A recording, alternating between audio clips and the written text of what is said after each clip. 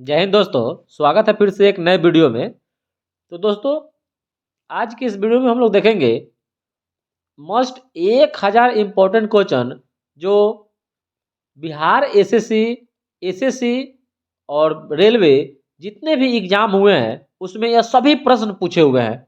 तो दोस्तों, आज चलिए एक ही वीडियो में 1000 प्रश्नों का संग्रह देखेंगे और एक ही वीडियो में पूरे एसएससी में, चाहे वो एसएससी सीजीएल हो, एसएससी एमटीएस हो, एलडीसी हो, बिहार सीजीएल हो, बिहार सचिवालय 12th लेवल का हो, सभी क्वेश्चन का सुपड़ा साफ करते हैं। तो दोस्तों, वीडियो को लास्ट तक देखिएगा और दूसरा कोई वीडियो देखने का जरूरत नहीं है। या जितना क्वेश्चन पूछा हुआ है सभी इस ऐप में आपको मिल जाएगा। इसका पीडीएफ भी आप लोग को टेलीग्राम के लिंक में, टेलीग्राम पर मिल जाएगा। उसका लिंक डिस्क्रिप्शन बॉक्स में मिल जाएगा। तो दोस्तों, वीडियो शुरू करने से पहले आप लोग से एक गुजारिश है कि दोस्तों, आप लोग चैनल को सब्सक्राइब नहीं करते हैं तो दोस्तों एक सब्सक्राइब, एक लाइक और एक शेयर जरूर कर दीजिएगा, ताकि हमको मोटिवेशन मिले और आप लोग के सामने ऐसे ऐसे ही प्रश्न आप लोग के समक्ष लाते रहे।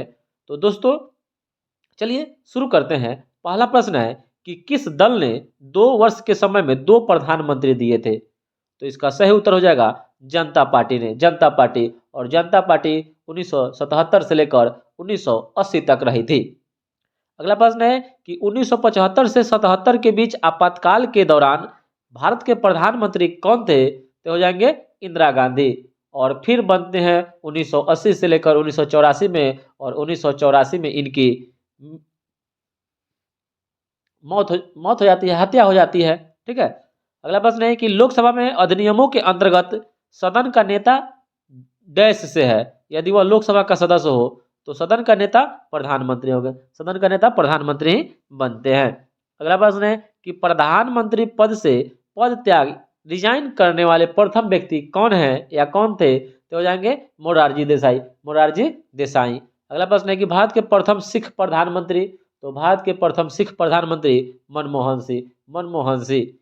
अगला प्रश्न है कि नियुक्ति के समय निम्न में से कौन सा प्रधानमंत्री संसद के किसी भी सदन का सदस्य नहीं था? तो जिस समय नियुक्ति राष्ट्रपति, प्रधानमंत्री की नियुक्ति राष्ट्रपति करते हैं, आप लोग को मालूम है, तो हो जाएंगे पीवी नरसिम्हा राव, पीवी नरसिम्हा राव। वो वर्तमान में बीजेपी सरकार के द्वारा पीवी नरसिम्हा राव को भारत रत्न देने की घोषणा की गई है। और 5 व्यक्तियों को भारत रत्न देने की घोषणा की गई है। यह ट्रेंडिंग टॉपिक हो जाएगा, जिसमें कर्पूरी ठाकुर, लाल कृष्ण आडवाणी, पीवी नरसिम्हा राव, चौधरी चरण सिंह और एम.एस. स्वामीनाथन को। अगला प्रश्न है कि प्रधानमंत्री का पद ग्रहण करने के समय विधानसभा का सदस्य कौन था? तो विधानसभा के सदस्य एच.डी. देवगौड़ा था, एच.डी. देवगौड़ा। अगला प्रश्न है कि इंदिरा गांधी दूसरी अवधि के लिए प्रधानमंत्री कब बनी? तो अभी बताए थे 1980 से लेकर 1984 में बनी थी। अगला प्रश्न है कि जवाहरलाल नेहरू के निधन के पश्चात किसने प्रधानमंत्री पद ग्रहण किया था?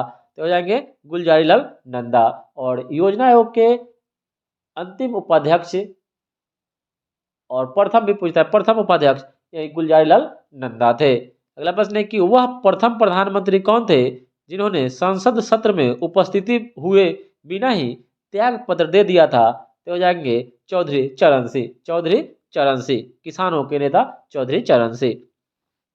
अगला प्रश्न है कि सामूहिक रूप से मंत्रिपरिषद किसके प्रति उत्तरदायी होता है? तो सामूहिक रूप से मंत्रिपरिषद या लोकसभा के प्रति उत्तरदायी होता है, लोकसभा के प्रति। यहीं पर एक क्वेश्चन बनता है कि व्यक्तिगत रूप से मंत्रिपरिषद किसके प्रति उत्तरदायी होता है? तो हो जाएंगे राष्ट्रपति के प्रति उत्तरदायी होता है व्यक्तिगत रूप से। अगला प्रश्न है कि कोई व्यक्ति संसद के किसी भी सदन का सदस्य हुए बिना केंद्र में कितनी अवधि तक मंत्री रह सकता है, मंत्री के पद पर रह सकता है? तो यह 6 महीना के लिए रह सकता है। और 6 महीना के भीतर मतलब चुनाव कराकर फिर मंत्री पद को 5 वर्षों के लिए फिक्स कर दिया जाता है। अगला प्रश्न है कि संघीय मंत्रिपरिषद के मंत्री उत्तरदायी होते हैं, संघीय मंत्रिपरिषद के मंत्री उत्तरदायी होते हैं, ये हो जाएंगे केवल लोकसभा के प्रति, केवल लोकसभा के प्रति। अगला प्रश्न है कि संसद के 2 क्षेत्रों के बीच अधिकतम कितना अंतराल दिया जा सकता है? तो हो जाएगा 6 महीना का अंतराल दिया जाता है, 6 महीना का अंतराल दिया जाता है। दोस्तों आप लोग को विश्वास नहीं हो तो ये सब क्वेश्चन जैसे यहाँ पर लिखा हुआ है एसएससी 2014 में पूछा हुआ है, यूपी पीसीएस 2004 में पूछा हुआ है, इस टाइप का क्वेश्चन आप सर्च मार के भी देख सकते हैं। ये पूरा प्रश्न जो है पूछा हुआ है, ठीक है। अगला प्रश्न है कि निम्नलिखित में से कौन संसद का अनन्य भाग नहीं है। तो संसद का अनन्य भाग नहीं है तो हो जाएगा राज्यसभा। तो जो संसद बनता है ना, संसद का अकॉर्डिंग टू ऑप्शन रहा होगा, संसद जो होता है ना, संसद तीन से मिलकर बनता है, लोकसभा, राज्यसभा और राष्ट्रपति से मिलकर भाग बनता है। तो इस क्वेश्चन को छोड़ दीजिए, अनन्य भाग नहीं है। तो यहाँ पर राज्यसभा संसद का भाग होता है क्योंकि राज्यसभा से मिलकर ही संसद बनता है, ठीक है। अगला प्रश्न है कि एक वर्ष में कम से कितनी बार संसद की बैठक होना आवश्यक है। तो हो जाएगा 2 बार। एक वर्ष में कम से कम संसद की जो बैठक होना चाहिए, संसद की बैठक, वह 2 बार होना चाहिए वर्ष में। अगला प्रश्न है कि यदि किसी सामान्य विधेयक पर राज्यसभा और लोकसभा के बीच गतिरोध आता है तो उसका समाधान कौन करेगा। तो हो जाएगा संसद का संयुक्त पत्र करता है, संसद का संयुक्त पत्र करता है। अगला प्रश्न है कि अस्थायी संसद भारत में कब तक अस्तित्व में रही थी। तो हो जाएगा 17 अप्रैल 1952 ईस्वी तक रही थी, 17 अप्रैल 1952 ईस्वी तक रही थी। अगला प्रश्न है कि साधारण विधेयक से संबंधित गतिरोध को दूर करने के लिए संसद के दोनों सदनों की संयुक्त बैठक को कौन बुलाता है। तो हो जाएगा राष्ट्रपति बुलाते हैं, राष्ट्रपति बुलाते हैं। लेकिन इसमें एक और प्रश्न बन जाता है कि इसकी अध्यक्षता कौन करते हैं। तो लोकसभा के अध्यक्ष करते हैं। और संसद के जो संयुक्त अधिवेशन है, यह अनुच्छेद आर्टिकल जो है आर्टिकल 108 में है, आर्टिकल 108 में है। वहीं पर धन विधेयक है, आर्टिकल जो है धन विधेयक 110 में है। अगला प्रश्न है कि भारत की संसद के दोनों सदनों की संयुक्त बैठकें किस लिए आयोजित की जाती है। तो इसलिए की जाती है क्योंकि उस विधेयक पर विचार करने तथा उसे पारित करने के लिए जिन दोनों पर मतभेद होता है, इसी कारण। अगला प्रश्न है कि भारतीय नागरिकता नहीं प्राप्त की जा सकती है। तो जो भारतीय नागरिकता नहीं प्राप्त की जा सकती है, वह भारतीय बैंक में धन जमा करके, ये अकॉर्डिंग टू प्रश्न निम्नलिखित में से रहा होगा, ठीक है। तो हो जाएगा भारतीय बैंक में धन जमा करके आप भारतीय नागरिकता प्राप्त नहीं कर सकते हैं। अगला प्रश्न है कि एक व्यक्ति नागरिकता के अधिकार खो सकता है, एक कारण हो सकता है यदि वह दूसरे राज्य की नागरिकता ले लेता है, जिसके कारण। अगला प्रश्न है कि भारतीय संविधान का कौन सा अनुच्छेद राज्य सरकारों को ग्राम पंचायत के गठन का निर्देश देता है। तो ग्राम पंचायत अनुच्छेद 40 के अंतर्गत आता है। अगला प्रश्न है कि संविधान के अनुच्छेद 1 में भारत को क्या कहा गया है।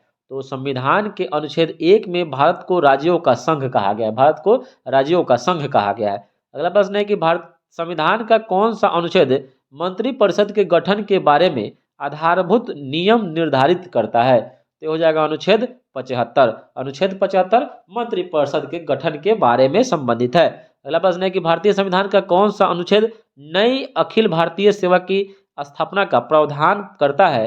तो हो जाएगा अनुच्छेद 312। और जो यूपीएससी पूछेगा आपसे, यूपीएससी यह आर्टिकल जो हो जाएगा 315 में है, 315 में, आर्टिकल 315 में है। और यूपीएससी की स्थापना 1926 ईस्वी में 1919 के मॉन्टेग्यू चेम्सफोर्ड सुधार अधिनियम के तहत में किया गया था। अगला प्रश्न है कि भारतीय संविधान का कौन सा अनुच्छेद विभिन्न आधारों पर किसी भी भारतीय नागरिक के साथ भेदभाव से संबंधित है। तो यह हो जाएगा अनुच्छेद 15। लेकिन वहीं पर छुआछूत का अंत, इस चीज को अंत कब कर दिया गया। तो हो जाएगा आर्टिकल 17 में अंत कर दिया गया, आर्टिकल 17 में। अगला प्रश्न है कि भारतीय संविधान में मंत्रिमंडल शब्द का प्रयोग हुआ है, वह किस अनुच्छेद में हुआ है। तो एक बार ही हुआ है, अनुच्छेद 352 में हुआ है, अनुच्छेद 352 में हुआ है। अगला प्रश्न है कि नीति निर्देशक सिद्धांतों के निम्नलिखित अनुच्छेदों में से कौन सा अंतर्राष्ट्रीय शांति और सुरक्षा के संवर्धन से संबंधित है। तो हो जाएगा अनुच्छेद 51। और जो नीति निर्देशक तत्व है, नीति निर्देशक तत्व यह आयरलैंड देश के संविधान से भारत ने इसको ग्रहण किया है। और इसका जो काम है भारत में लोक कल्याणकारी राज्य की व्यवस्था करना। और जो इसका जो अनुच्छेद है वह 36 से लेकर 51 तक है। और अनुच्छेद 51 में ही अंतर्राष्ट्रीय शांति और सुरक्षा के बारे में बताया गया है। और आपसे क्वेश्चन पूछे कि नीति निर्देशकता तो आयरलैंड से लिया गया है, तो आयरलैंड किससे लिया है। तो यह स्पेन से लिया है, स्पेन से लिया है। अगला प्रश्न है कि भारतीय संविधान के किस अनुच्छेद में अनुसूचित जाति यानी एससी और अनुसूचित जनजाति यानी एसटी एससी और एसटी के लिए आरक्षण का प्रावधान किया गया है? तो इसका सही उत्तर हो जाएगा अनुच्छेद 335 में। अनुच्छेद 335 में एससी और एसटी के लिए जो आरक्षण का प्रावधान है वो अनुच्छेद 335 में है। अगला प्रश्न है कि भारत का कौन सा अनुच्छेद भारत के नियंत्रक और महालेखक परीक्षक के कर्तव्यों का निर्धारण करता है? तो हो जाएगा अनुच्छेद 148। और जो नियंत्रक एवं महालेखक परीक्षक जो सीएजी है वो अनुच्छेद 148 से लेकर 151 में है, 151 तक है। उसी में अनुच्छेद 149 में नियंत्रक एवं महालेखक परीक्षक के कर्तव्यों का निर्धारण करता है। अगला प्रश्न है कि भारतीय संविधान का कौन सा अनुच्छेद सभी नागरिकों के लिए समान न्याय एवं मुफ्त कानूनी सहायता को प्रोत्साहित करता है? तो हो जाएगा अनुच्छेद 39 का ए। अनुच्छेद 39 का ए करता है। और भारत के संविधान का वह कौन सा अनुच्छेद है जिसमें भारत के नियंत्रक एवं महालेखक परीक्षक का उल्लेख है? तो हो जाएगा सीएजी अनुच्छेद 148। सीएजी अनुच्छेद 148। और भारतीय संविधान के किस अनुच्छेद में नए राज्य के प्रवेश या स्थापना का प्रावधान किया गया है? तो हो जाएगा अनुच्छेद 2 के अंतर्गत। अगला प्रश्न है कि किस देश में दोहरी नागरिकता का सिद्धांत को स्वीकार किया गया है? तो हो जाएगा संयुक्त अमेरिका में। देश के लिए एक अलग नागरिकता है और राज्य का एक अलग नागरिकता है, दोहरी नागरिकता है। और भारतीय संविधान में नागरिकता का प्रावधान को कब लागू किया गया? तो हो जाएगा 1949 ईस्वी में लागू किया गया। 1949 में लागू किया गया। अगला प्रश्न है कि भारतीय नागरिकता संशोधन अधिनियम भारत के संविधान के निम्नलिखित में से किस भाग के अंतर्गत आता है? तो नागरिकता भाग 2 के अंतर्गत। नागरिकता भाग 2 के अंतर्गत। वहीं पर मौलिक अधिकार भाग 3 के अंतर्गत आता है। अगला प्रश्न है कि भारतीय संविधान के अनुच्छेद 74 और 75 किन विषयों पर विचार करते हैं? तो हो जाएगा मंत्रिपरिषद। अगला प्रश्न है कि भारतीय तंत्र में निम्नलिखित में से वास्तविक कार्यपालिका, तो वास्तविक जो कार्यपालिका है वह मंत्रिपरिषद ही है, मंत्रिपरिषद है। और जो व्यक्ति सांसद न हो यानी एमपी न हो तो उसे क्या मंत्री नियुक्त किया जा सकता है? हाँ, नियुक्त किया जा सकता है, पर उसे 6 महीनों के भीतर संसद का सदस्य बनाना तय होगा। अगला प्रश्न है कि भारत में स्वतंत्रता के पश्चात प्रथम मंत्रिमंडल का कानून कौन था? तो कानून मंत्री कौन था? तो हो जाएंगे भीमराव अंबेडकर। और कानून जो दिवस मनाया जाता है वह 26 नवंबर को मनाया जाता है। 26 नवंबर को कानून दिवस मनाया जाता है। कानून दिवस 26 नवंबर को मनाया जाता है। अगला प्रश्न है कि प्रथम स्वतंत्र भारत के प्रथम प्रतिरक्षा यानी रक्षा मंत्री कौन थे? तो हो जाएंगे सरदार बलदेव सिंह। सरदार बलदेव सिंह थे। अगला प्रश्न है कि भारत का संविधान भारत को कैसे वर्णित करता है? तो यह राज्यों का संघ के रूप में वर्णित करता है। भारत का जो संविधान है भारत को राज्यों का संघ के रूप में वर्णित करता है। अगला प्रश्न है कि 500 से अधिक देशी रियासतों के भारत में विलय के लिए कौन उत्तरदायी थे? तो हो जाएंगे सरदार वल्लभ भाई पटेल। भारत के एकीकरण का जनक सरदार वल्लभ भाई पटेल को ही कहा जाता है। जैसे जर्मनी का एकीकरण बिस्मार्क को कहा जाता है, वैसे ही भारत का एकीकरण सरदार वल्लभ भाई पटेल को कहा जाता है। अगला प्रश्न है कि प्रथम भाषाई राज्य जिसे बनाया गया था तो हो जाएगा आंध्र प्रदेश का हो जाएगा आंध्र प्रदेश। प्रथम भाषाई राज्य 1953 ईस्वी में आंध्र प्रदेश को बनाया गया था। प्रथम भाषाई राज्य आंध्र प्रदेश को भाषा के आधार पर बनाया गया था। अगला प्रश्न है कि 1956 के राज्य पुनर्गठन अधिनियम के द्वारा कितने राज्य और संघीय क्षेत्रों की स्थापना की गई? तो उस समय 14 राज्य और 6 संघीय क्षेत्र की स्थापना की गई थी। अगला प्रश्न है कि निम्नलिखित में से किस केंद्र शासित प्रदेश को आंशिक राज्य का दर्जा दिया गया? तो यह हो जाएगा पुडुचेरी को। अगला प्रश्न है कि निम्नलिखित में से किस वर्ष सिक्किम को राज्य का दर्जा दिया गया? तो ऐसे भी आप ए तो अकॉर्डिंग टू ऑप्शन बना दिया। तो सिक्किम को राज्य का दर्जा 1975 ईस्वी में मिला था। 1975 ईस्वी में 36वां संविधान संशोधन करके दिया गया था। अगला प्रश्न है कि संवैधानिक प्रावधानों के अनुसार राज्यों की सीमाओं को बदलने के लिए किसकी सहमति की आवश्यकता होती है? तो हो जाता है राज्य की सहमति की कोई आवश्यकता नहीं होती है। अगला प्रश्न है कि मध्य प्रदेश राज्य का गठन, तो मध्य प्रदेश राज्य का गठन 1 नवंबर 1956 ईस्वी को हुआ था। और मध्य प्रदेश से ही अलग होकर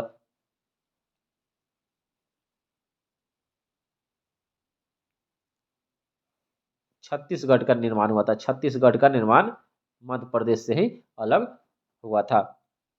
अगला प्रश्न है कि निम्नलिखित में से कौन से व्यक्ति ने स्वतंत्र भारत के प्रथम गृह मंत्री के रूप में कार्य किया? तो हो जाएंगे सरदार वल्लभ भाई पटेल। और सरदार वल्लभ भाई पटेल को सरदार की उपाधि बारदोली की महिलाओं के द्वारा महात्मा गांधी के कहने पर दिया गया था। अगला प्रश्न है कि किस दल ने 2 वर्ष के समय में 2 प्रधानमंत्री दिए थे, तो हो जाएंगे जनता पार्टी। अगला प्रश्न है कि निम्नलिखित में से कौन सा भारत के प्रशासन पर विधायी नियंत्रण का एक साधन नहीं है, तो हो जाएगा सदन का विघटन जो है ना, या प्रशासन के विधायी नियंत्रण का एक साधन नहीं है। अगला प्रश्न है किस संवैधानिक संशोधन अधिनियम द्वारा संविधान के मूल कर्तव्यों को सम्मिलित किया गया, तो हो जाएगा 42वां संविधान संशोधन। 42वां संविधान संशोधन।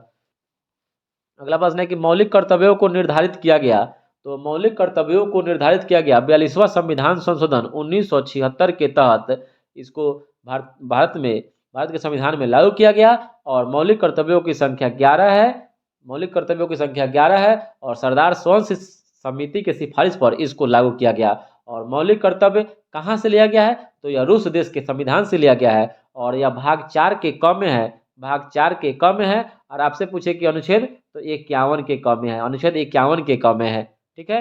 अगला प्रश्न है कि भारतीय संविधान में मौलिक कर्तव्यों की सूची निम्नलिखित में से किस भाग के रूप में जोड़ी गई, तो हो जाएगा 4 के क में। 4 के क में। अगला प्रश्न है कि संविधान के अनुच्छेद 51 के ए यानी भाग 4 के क निम्नलिखित में से क्या शामिल है, तो हो जाएगा मूल कर्तव्य शामिल है। अगला प्रश्न है कि भारत के संविधान के अनुसार भारतीय नागरिकों का मूल कर्तव्य कौन कौन सा है, तो जो भारतीय नागरिकों का जो मूल कर्तव्य है वो राष्ट्रगान, ध्वज आदि का सम्मान, वैज्ञानिक प्रवृत्ति का विकास, राष्ट्रीय एवं सांस्कृतिक विकास का संरक्षण और परिरक्षण करना, ये सभी क्या है, आपका मौलिक कर्तव्य है। और मौलिक कर्तव्य को मानने के लिए आपको बाध्य नहीं किया जा सकता है, बाध्य नहीं किया जा सकता है। अगला प्रश्न है कि संसदीय समिति प्रणाली के तहत 12 अप्रैल 1993 से कितने समितियों ने कार्य करना शुरू किया था, तो हो जाएगा 17 समितियों ने। अगला प्रश्न है कि निम्नलिखित में से कौन सी संसदीय समिति में राज्यसभा का कोई सदस्य नहीं होता है, तो हो जाएगा प्राक्कलन समिति। और प्राक्कलन समिति में 30 सदस्य होते हैं और 30 के 30 जो होते हैं वह लोकसभा से होते हैं, लोकसभा से।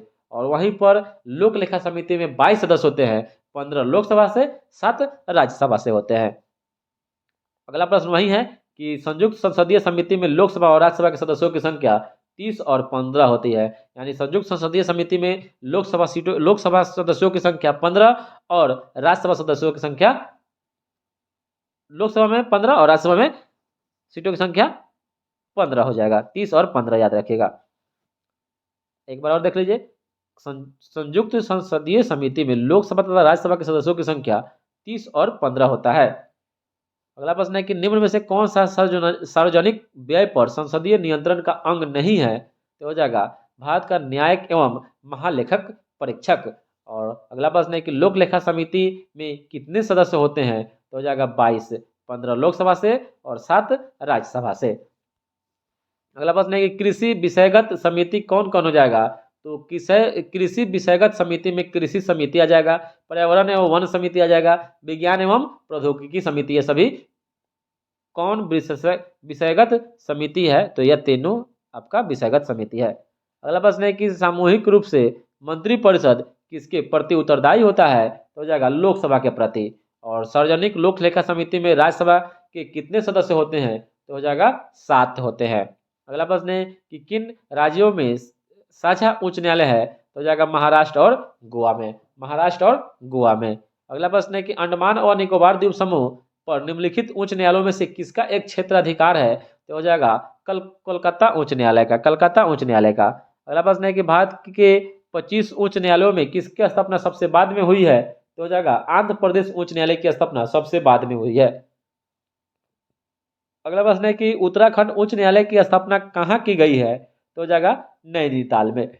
और 2 या 2 से अधिक राज्यों के लिए एक उच्च न्यायालय की स्थापना किसके द्वारा की जा सकती है, तो हो जाएगा संसद के द्वारा पारित एक कानून के द्वारा।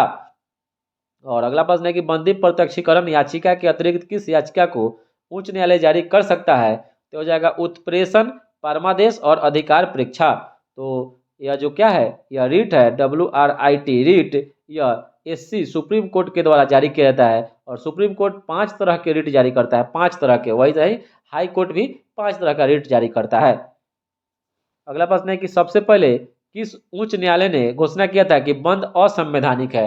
यानी जो आप देखते हैं कि कोई भी कारण होता है तो बिहार बंद हो गया, भारत बंद हो गया, कोई राज्य बंद हो गया, तो इसको असंवैधानिक सबसे पहले केरल उच्च न्यायालय ने इसको घोषित किया था।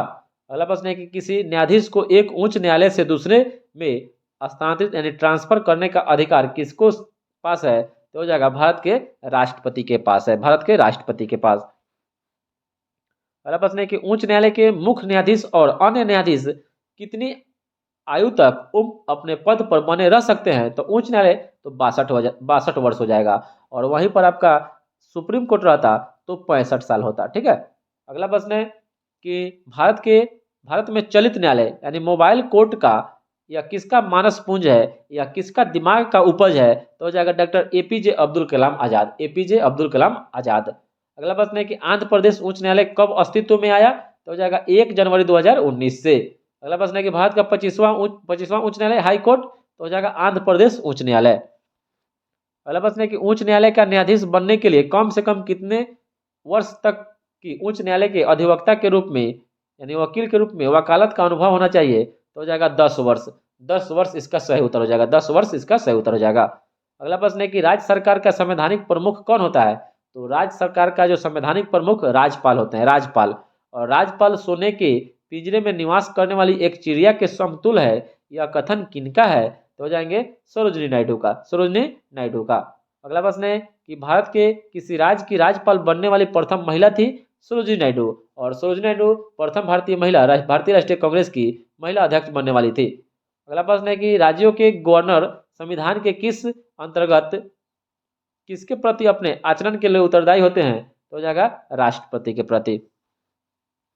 अगला प्रश्न है कि राज्य विधानमंडल के अनुमोदन के बिना राज्यपाल द्वारा जारी अध्यादेश कितनी अवधि के लिए लागू रहेगा?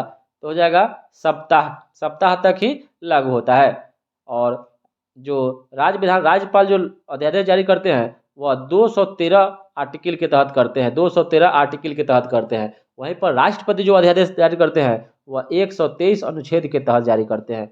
अगला प्रश्न है कि निम्नलिखित में से कौन भारत के राष्ट्रपति की इच्छा तक ही पद पर बना रहता है?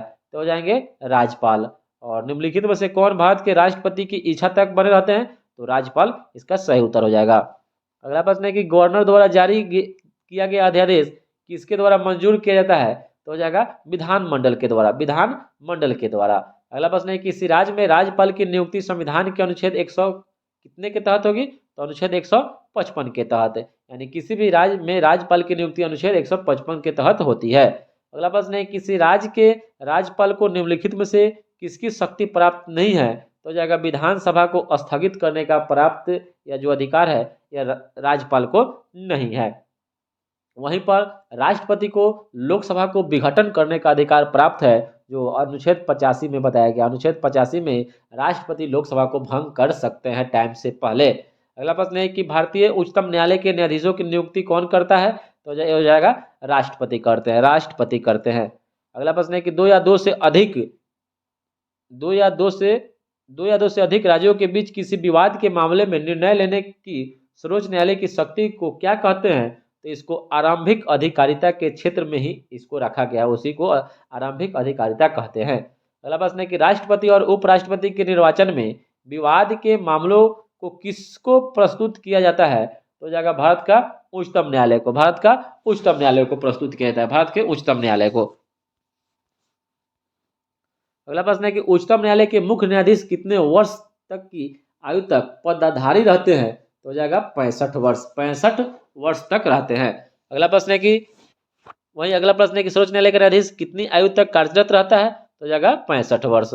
और सर्वोच्च न्यायालय के मुख्य न्यायाधीश को प्रति माह वेतन मिलता है 2,80,000 रुपया मिलता है, 2,80,000 रुपया में, यह 1 महीना इनको मिलता है। अगला प्रश्न है कि भारत के उच्चतम न्यायालय को कौन कौन सा क्षेत्राधिकार प्राप्त है? तो भारत के जो उच्चतम न्यायालय जो होंगे उसको प्रारंभिक, अपीलीय और परामर्शदायी क्षेत्राधिकार प्राप्त है, प्रारंभिक, अपीलीय और परामर्शदायी, याद रखिएगा। अगला प्रश्न है कि भारत का उच्चतम न्यायालय कानूनी तथ्य के मामले में राष्ट्रपति को परामर्श देता है तभी जब वो ऐसे परामर्श के लिए कहता है तब। अगला प्रश्न है कि जब भारतीय न्यायिक पद्धति में लोक हित मुकदमा PIL लाया गया था तो उस समय भारत के न्यायमूर्ति कौन थे? तो हो जाएंगे PN भगवती थे, PN भगवती।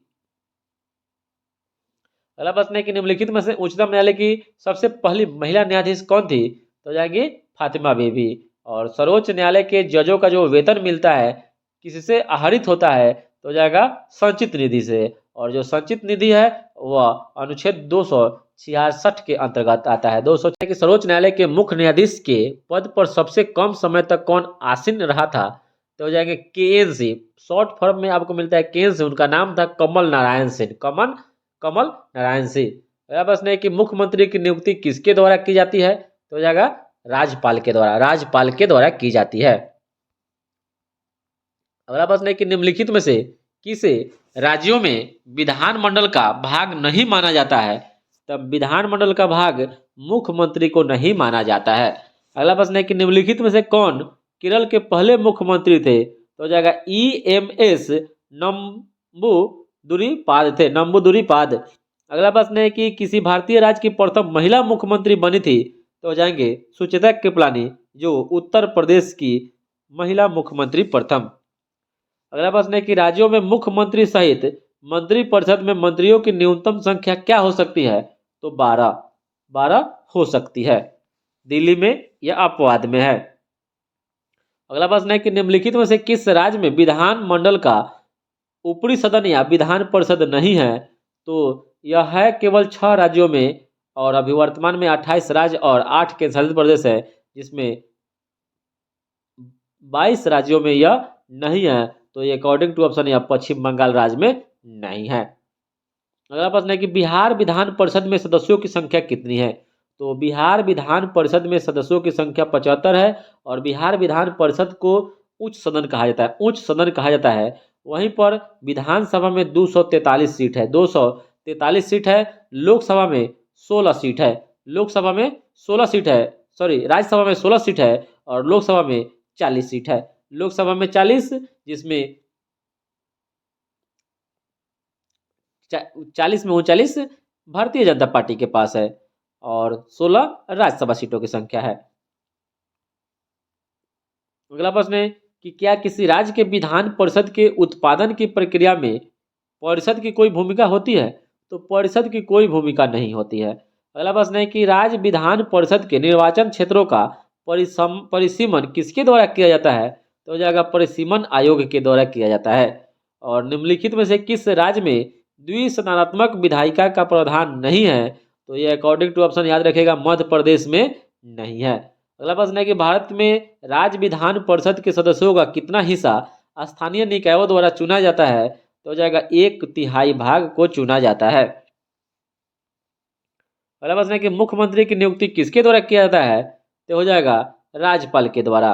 और किसी विधानसभा में कोई धन विधेयक निम्न में से किसकी अनुमति के बिना प्रस्तुत नहीं किया जा सकता है, तो हो जाएगा राज्यपाल के आदेश के बिना नहीं प्रस्तुत किया जा सकता है। अगला प्रश्न है कि असम विधानसभा में कितने सदस्य हैं, तो हो जाएगा 126। असम विधानसभा में 126 सीट है।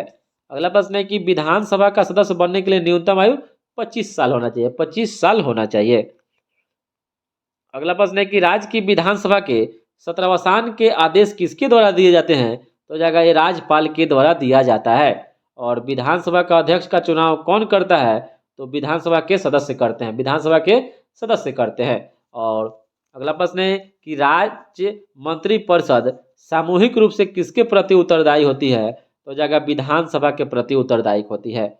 और उत्तराखंड विधानसभा में एक सदस्य नामित किया जाता है, एंग्लो इंडियन समुदाय से नामित किया जाता है। याद रखिएगा केंद्र में तो ऐसे किया ही जाता था, जिसको खत्म कर दिया गया, लेकिन वो पूछ देगा कि आपको कौन सा राज्य है जहां पर जो उसका विधानसभा सभा है उसमें से एक एंग्लो इंडियन को नामित किया जाता है, तो हो जाएगा उत्तराखंड। अगला प्रश्न है कि भारत में स्वतंत्रता के बाद प्रथम आम चुनाव कब संपन्न कराए गए, तो हो जाएगा 1952 ईस्वी में। अगला प्रश्न है कि भारत में मतदान की जो उम्र सीमा है 21 वर्ष से घटाकर 18 वर्ष किया गया, तो हो जाएगा 1989 ईस्वी में 61वां संविधान संशोधन करके 1989 ईस्वी में जो मत देने की उम्र की सीमा थी 21 वर्ष से घटाकर 18 वर्ष कर दी गई। अगला प्रश्न है कि भारत में निर्वाचन सूची तैयार करने की जिम्मेदारी किसकी है, तो हो जाएगा निर्वाचन आयोग के पास है। और भारत में मुख्य निर्वाचन आयुक्त की नियुक्ति कौन करता है, तो हो जाएगा राष्ट्रपति करते हैं। और दिनेश गोस्वामी समिति ने किसकी सिफारिश की थी, तो यह किया था लोकसभा के चुनाव के सरकारी निधियन की इन्होंने दिनेश गोस्वामी ने चर्चा की थी और सिफारिश की थी। दोनों बात एक ही हुआ। अगला प्रश्न है कि भारत का प्रथम मुख्य चुनाव आयुक्त कौन था? तो हो जाएगा सुकुमार सेन। सुकुमार सेन था। अगला प्रश्न है कि मुख्य निर्वाचन आयुक्त को प्रति माह कितना वेतन मिलता है? तो मुख्य निर्वाचन आयुक्त को 2.5 लाख रुपए प्रति माह वेतन मिलता है। और निम्नलिखित में से कौन सा आयोग भारत के संविधान के एक अनुच्छेद के अंतर्गत सुस्पष्ट उपबंध के पालन में गठित हुआ? तो हो जाएगा आयोग। अगला प्रश्न है कि भारत के पहले मुख्य चुनाव आयुक्त कौन थे? तो हो जाएगा सुकुमार सेन थे। सुकुमार सेन थे। और निर्वाचन आयुक्त की जो सेवा शर्त तथा कार्यकाल निश्चित करता है तो यह संविधान करता है। कौन करता है? संविधान करता है। और प्रथम भारतीय राष्ट्रीय आपातकाल की घोषणा के समय देश के राष्ट्रपति कौन थे? तो हो जाएगा सर्वपल्ली राधाकृष्णन थे। सर्वपल्ली राधाकृष्णन थे। और राष्ट्रपति राष्ट्रीय आपातकाल की उद्घोषणा किन परिस्थितियों में कर सकता है? तो यह युद्ध, बाह्य आक्रमण और सशस्त्र विद्रोह में यह कर सकता है। अगला प्रश्न है कि किसी राज्य में राष्ट्रपति शासन की आरंभिक अवधि कितनी होती है? तो हो जाएगा 6 महीना होता है। 6 महीना। और राष्ट्रपति राष्ट्रीय आपातकाल की घोषणा कर सकते हैं ऊपर वर्णित सभी कारणों के आधार पर। यह अकॉर्डिंग टू ऑप्शन है। और जो मतलब आपातकाल कर सकते हैं, ठीक है, ऊपर वर्णित सभी कारणों के आधार पर। अगला प्रश्न है कौन सी ऐसी आपात स्थिति है जिसकी घोषणा अभी तक भारत में नहीं की गई है? तो हो जाएगा वित्तीय आपात, जो अनुच्छेद 360 में है। और किसी राज्य में राष्ट्रपति शासन किसी परिस्थिति में अधिकतम कितनी अवधि तक लागू किया जा सकता है? तो हो जाएगा 3 साल तक। एक साल करके बढ़ाया जा सकता है। अगला प्रश्न है कि निम्नलिखित में से किस अनुच्छेद का समर्थन डॉक्टर भीमराव के द्वारा इस तर्क पर किया गया था कि इसका प्रयोग अंतिम उपाय के रूप में किया जाएगा? तो हो जाएगा अनुच्छेद 356। इसमें राष्ट्रपति शासन लागू होता है।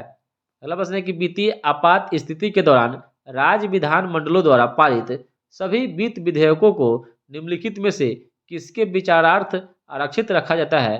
तो हो जाएगा राष्ट्रपति के प्रति। और संविधान के किस अनुच्छेद के अंतर्गत राज्यों में संवैधानिक तंत्र के विफल होने पर राष्ट्रपति शासन लागू किया जाता है? तो हो जाएगा अनुच्छेद 356 के अंतर्गत। अगला प्रश्न है कि भारतीय संघ की आधिकारिक भाषा के रूप में संविधान द्वारा किसे मान्यता प्राप्त है? तो हो जाएगा हिंदी को। और अनुसूची 8वीं अनुसूची में 22 भाषाओं का उल्लेख है। 22 भाषाओं का उल्लेख है। और भारतीय राज्य नागालैंड की में कौन सी भाषा संविधान की 8वीं अनुसूची में नहीं है? तो 8वीं अनुसूची में अकॉर्डिंग टू ऑप्शन है तो भोजपुरी भाषा को शामिल नहीं किया गया है। और 8वीं अनुसूची में 22 भाषाओं का उल्लेख है, ये हम लोग जानते हैं। अगला प्रश्न है कि भारत के किस राज्य या केंद्रशासित प्रदेश में उर्दू को प्रथम राजभाषा का दर्जा प्रदान किया गया है? तो हो जाएगा जम्मू कश्मीर को। तो अब क्या हो जाएगा? जम्मू कश्मीर केंद्र शासित प्रदेश है, याद रखिएगा। अगला प्रश्न है कि भारतीय संविधान की कौन सी विशेष व्यवस्था दक्षिण अफ्रीका के संविधान से लिया गया है? तो यह लिया गया है संविधान संशोधन। और संविधान संशोधन आर्टिकल 368 में है। और अभी तक आपसे पूछे एक क्वेश्चन, संविधान में तो बहुत सारा जो संशोधन हो चुका है, लेकिन प्रस्तावना में अभी तक कितना बार संशोधन हुआ है? तो एक बार हुआ है। प्रस्तावना में एक बार संशोधन हुआ है। अगला प्रश्न है कि प्रथम संवैधानिक संशोधन अधिनियम किससे संबंधित था? तो प्रथम संवैधानिक संशोधन अधिनियम कुछ राज्यों के कृषि भूमि सुधार से संबंधित था। प्रथम संवैधानिक संशोधन जो हुआ था यह था कि कुछ राज्यों में कृषि भूमि सुधार से यह संबंधित था। अगला प्रश्न है कि संविधान के किस संशोधन को भारत का मिनी संविधान कहा जाता है और इसे 1976 ईस्वी में राष्ट्रीय आपातकाल के दौरान लाया गया था? तो हो जाएगा 42वां संविधान संशोधन को भारत का लघु संविधान कहा जाता है, मिनी कॉन्स्टिट्यूशन की संज्ञा दिया गया है। अगला प्रश्न है कि भारतीय संविधान में किस संशोधन के द्वारा नागरिकों को मौलिक कर्तव्यों को सम्मिलित किया गया? तो मौलिक कर्तव्यों को 42वां संविधान संशोधन के तहत शामिल किया गया। अगला प्रश्न है कि भारतीय संविधान की प्रस्तावना में धर्मनिरपेक्ष, समाजवादी तथा राष्ट्र की एकता एवं अखंडता वाक्यांश किस संशोधन द्वारा समाविष्ट किया गया? तो यह 42वां संविधान संशोधन के तहत ही किया गया था। अगला प्रश्न है कि 42वें संविधान संशोधन द्वारा जोड़ा गया अनुच्छेद संबंधित है? तो यह हो जाएगा मूल कर्तव्यों से है। और भारत के संविधान के 44वें संशोधन द्वारा निम्नलिखित आधार को मौलिक अधिकार की श्रेणी से हटा दिया गया। तो संपत्ति के अधिकार को मौलिक अधिकार की श्रेणी से हटाकर अभी कानूनी अधिकार की श्रेणी में रख दिया गया है। कानूनी अधिकार के श्रेणी में रख दिया गया है। कानूनी अधिकार के श्रेणी में रख दिया गया है, जो अनुच्छेद 300 के क में निहित है। अनुच्छेद 300 के क में निहित है। अगला प्रश्न है कि डैश वे संवैधानिक संशोधन अधिनियम 2002 से भारत के सभी बच्चों के लिए मुफ्त और अनिवार्य प्राथमिक शिक्षा की व्यवस्था की गई। तो हो जाएगा 86वां संविधान संशोधन 2002 में सभी बच्चों के लिए मुफ्त और अनिवार्य प्राथमिक शिक्षा की व्यवस्था की गई थी, और इसको भी क्या कर दिया गया, मौलिक कर्तव्य में जोड़ दिया गया। 11वां मौलिक कर्तव्य यही है। अगला प्रश्न है कि भारतीय संविधान के किस संशोधन ने नगरीय स्थानीय सरकारों को संवैधानिक दर्जा दिया था। तो हो जाएगा 74वां संविधान संशोधन। 74वां संविधान संशोधन। अगला प्रश्न है कि किस संविधान संशोधन एक्ट के तहत मतदाताओं की आयु जो 21 वर्ष से घटाकर 18 वर्ष कर दिया गया। तो हो जाएगा 61वां संविधान संशोधन 1989 ईस्वी में। बहुत अच्छा प्रश्न है यह। अगला प्रश्न है कि भारतीय संविधान का अनुच्छेद 51 का ए नागरिकों के मौलिक कर्तव्य से संबंधित है। किस संविधान संशोधन में इसे लाया गया। तो ये भी 42वां संविधान संशोधन के तहत। और अगला प्रश्न है कि हमारे कौन सी भाषा हमारे संविधान की 8वीं सूची में सम्मिलित नहीं है। तो हो जाएगा राजस्थानी भाषा। अकॉर्डिंग टू ऑप्शन वाला यह प्रश्न है, इसको वन लाइनर बनाया गया है, तो इससे कंफ्यूजन नहीं होना है दोस्तों। अगला प्रश्न है कि भारतीय संविधान में कितनी भाषाएं क्षेत्रीय भाषाओं के रूप में मान्यता प्राप्त है। तो हो जाएगा 14 भाषाओं को क्षेत्रीय भाषाओं के रूप में मान्यता प्राप्त है। और 8वीं अनुसूची में 22 भाषाओं का ही उल्लेख है। 22 के अलावा जो भी भाषाएं हैं वो क्या है, उसको संविधान की 8वीं अनुसूची में शामिल नहीं किया गया है। अगला प्रश्न है कि भारत में पंचायती राज व्यवस्था सर्वप्रथम राजस्थान और कहां से शुरू किया गया। तो हो जाएगा आंध्र प्रदेश से। याद रखिएगा, राजस्थान के बाद आंध्र प्रदेश राज्य में पंचायती राज व्यवस्था को लागू किया गया था। और सर्वप्रथम 2 अक्टूबर 1959 ईस्वी से नागौर जिला से राजस्थान के शुरू किया गया था। और पंडित जवाहरलाल नेहरू की महत्वपूर्ण भूमिका इसमें थी। और दूसरा आंध्र प्रदेश से। अगला प्रश्न है कि भारत के संविधान की 11वीं अनुसूची में कितने विषयों पर चर्चा हुई थी या कितने विषय है। तो हो जाएगा 29 विषय है। अगला प्रश्न है कि 1977 ईस्वी में पंचायती राज व्यवस्था की समीक्षा के लिए गठित समिति की अध्यक्षता किसने की थी। तो इसका सही उत्तर हो जाएगा अशोक मेहता समिति। और अशोक मेहता समिति ने द्विस्तरीय पंचायती राज व्यवस्था की प्रणाली को बोले थे कि यह लागू होना चाहिए देश में, लेकिन वो नहीं हुआ। त्रिस्तरीय जो बलवंत राय मेहता समिति ने 1957 ईस्वी में दिए थे, उसी को भारत में लागू किया गया। अगला प्रश्न है कि निम्नलिखित में से कौन पंचायती राज की 3 स्तरीय व्यवस्था के अंतर्गत नहीं है। तो यह हो जाएगा तहसील स्तर जो होता है, तहसील स्तर यह नहीं है। अगला प्रश्न है कि खंड यानी ब्लॉक लेवल पर पंचायत समिति एक क्या है। तो हो जाएगा प्रशासनिक प्राधिकरण है। अगला प्रश्न है कि अशोक मेहता समिति ने पंचायती राज व्यवस्था के अंतर्गत कितने स्तरीय ढांचे की स्थापना की सलाह दी थी। तो हो जाएगा 2 स्तरीय, जो 1977 ईस्वी में दिए थे। अगला प्रश्न है कि ग्राम पंचायत के निर्वाचित प्रतिनिधियों का कार्यकाल कितना होता है। तो हो जाएगा 5 वर्ष का होता है, 5 वर्ष का। और अगला प्रश्न है कि भारत में सही मायने में स्थानीय स्वशासन का जनक किसे माना जाता है। तो हो जाएगा लॉर्ड रिपन को माना जाता है। और स्थानीय स्वशासन के लिए कौन सा वंश जाना जाता है। तो याद रखिएगा चोल वंश। और नौ सैनिक के लिए चोल वंश स्थानीय स्वशासन और नौसेना के लिए प्रसिद्ध था। अगला प्रश्न है कि यदि पंचायत भंग होती है तो किस अवधि के अंतर्गत निर्वाचन होंगे। तो हो जाएगा 6 महीना के अंदर होना चाहिए। अगला प्रश्न है कि भारतीय राष्ट्रीय कांग्रेस का गठन किस वर्ष हुआ था। तो हो जाएगा 28 दिसंबर 1885 ईस्वी को इसका गठन हुआ था। अगला प्रश्न है कि लोकतंत्र विकास के लिए पंचायती राज संस्थाओं के पुनर्जीवन पर एल.एम. सिंघवी समिति को कब नियुक्त किया गया था। तो यह हो जाएगा 1986 ईस्वी में। एल.एम. सिंघवी समिति कब आया था। तो 1986 ईस्वी में आया था। अगला प्रश्न है कि भारत में मुस्लिम लीग की स्थापना कब हुआ था। तो भारत में मुस्लिम लीग की स्थापना 1906 ईस्वी में ढाका में हुआ था। कहाँ हुआ था। ढाका में हुआ था। आगा खां और सलीमुल्लाह खां के द्वारा किया गया था। अगला प्रश्न है कि भारत में दल विहीन प्रजातंत्र किसने प्रस्तावित किया था। तो हो जाएंगे जयप्रकाश नारायण। और सर्वोदय योजना भी जयप्रकाश नारायण के द्वारा ही शुरू किया गया था 1950 ईस्वी में। अगला प्रश्न है कि द्रविड़ मुन्नेत्र कड़गम की स्थापना किसने की थी? तो हो जाएंगे CN अन्नादुरई के द्वारा किया गया था। CN अन्नादुरई के द्वारा इसका स्थापना किया गया था। अगला प्रश्न है कि किसी राजनीतिक दल को राष्ट्रीय दल अथवा प्रादेशिक दल के रूप में मान्यता कौन देता है? तो हो जाएंगे चुनाव आयोग देता है। चुनाव आयोग देता है। चुनाव आयोग। अगला प्रश्न है किस राजनीतिक दल की स्थापना स्वतंत्रता से पूर्व हुई थी? तो हो जाएगा भारतीय साम्यवादी दल हो जाएगा। भारतीय साम्यवादी दल की स्थापना, ये भी अकॉर्डिंग टू ऑप्शन ही है, साम्यवादी दल की स्थापना। अगला प्रश्न है कि चुनाव आयोग 1919 में चुनाव आयोग द्वारा 2019 में किस राजनीतिक दल को राष्ट्रीय दल के रूप में मान्यता मिली थी? तो हो जाएगा NPP, नेशनल पीपुल्स पार्टी, जिसका चुनाव चिन्ह बुक है। क्या है? किताब छाप है। ठीक है। अगला प्रश्न है कि निम्नलिखित में कौन सा एक क्षेत्रीय राजनीतिक दल है? तो हो जाएगा अकाली दल। अकाली दल क्षेत्रीय दल है। अगला प्रश्न है कि प्रथम राष्ट्रीय आपातकाल की घोषणा के समय भारत के राष्ट्रपति कौन थे? तो हो जाएंगे सर्वपल्ली राधाकृष्णन। और आम आदमी पार्टी का गठन कब हुआ था? तो हो जाएगा 2012 ईस्वी में। झाड़ू छाप इसका चुनाव चिन्ह है, इसको भी राष्ट्रीय पार्टी का दर्जा मिल चुका है। अगला प्रश्न है कि केंद्र में पहली बार गैर कांग्रेसी सरकार कब बनी थी? तो हो जाएगा 1977 ईस्वी में, जनता पार्टी की सरकार की तरह बनी थी। पार्टी NCP को कब स्थापित किया गया था? तो राष्ट्रवादी कांग्रेस पार्टी NCP का स्थापना 1999 ईस्वी में हुआ था।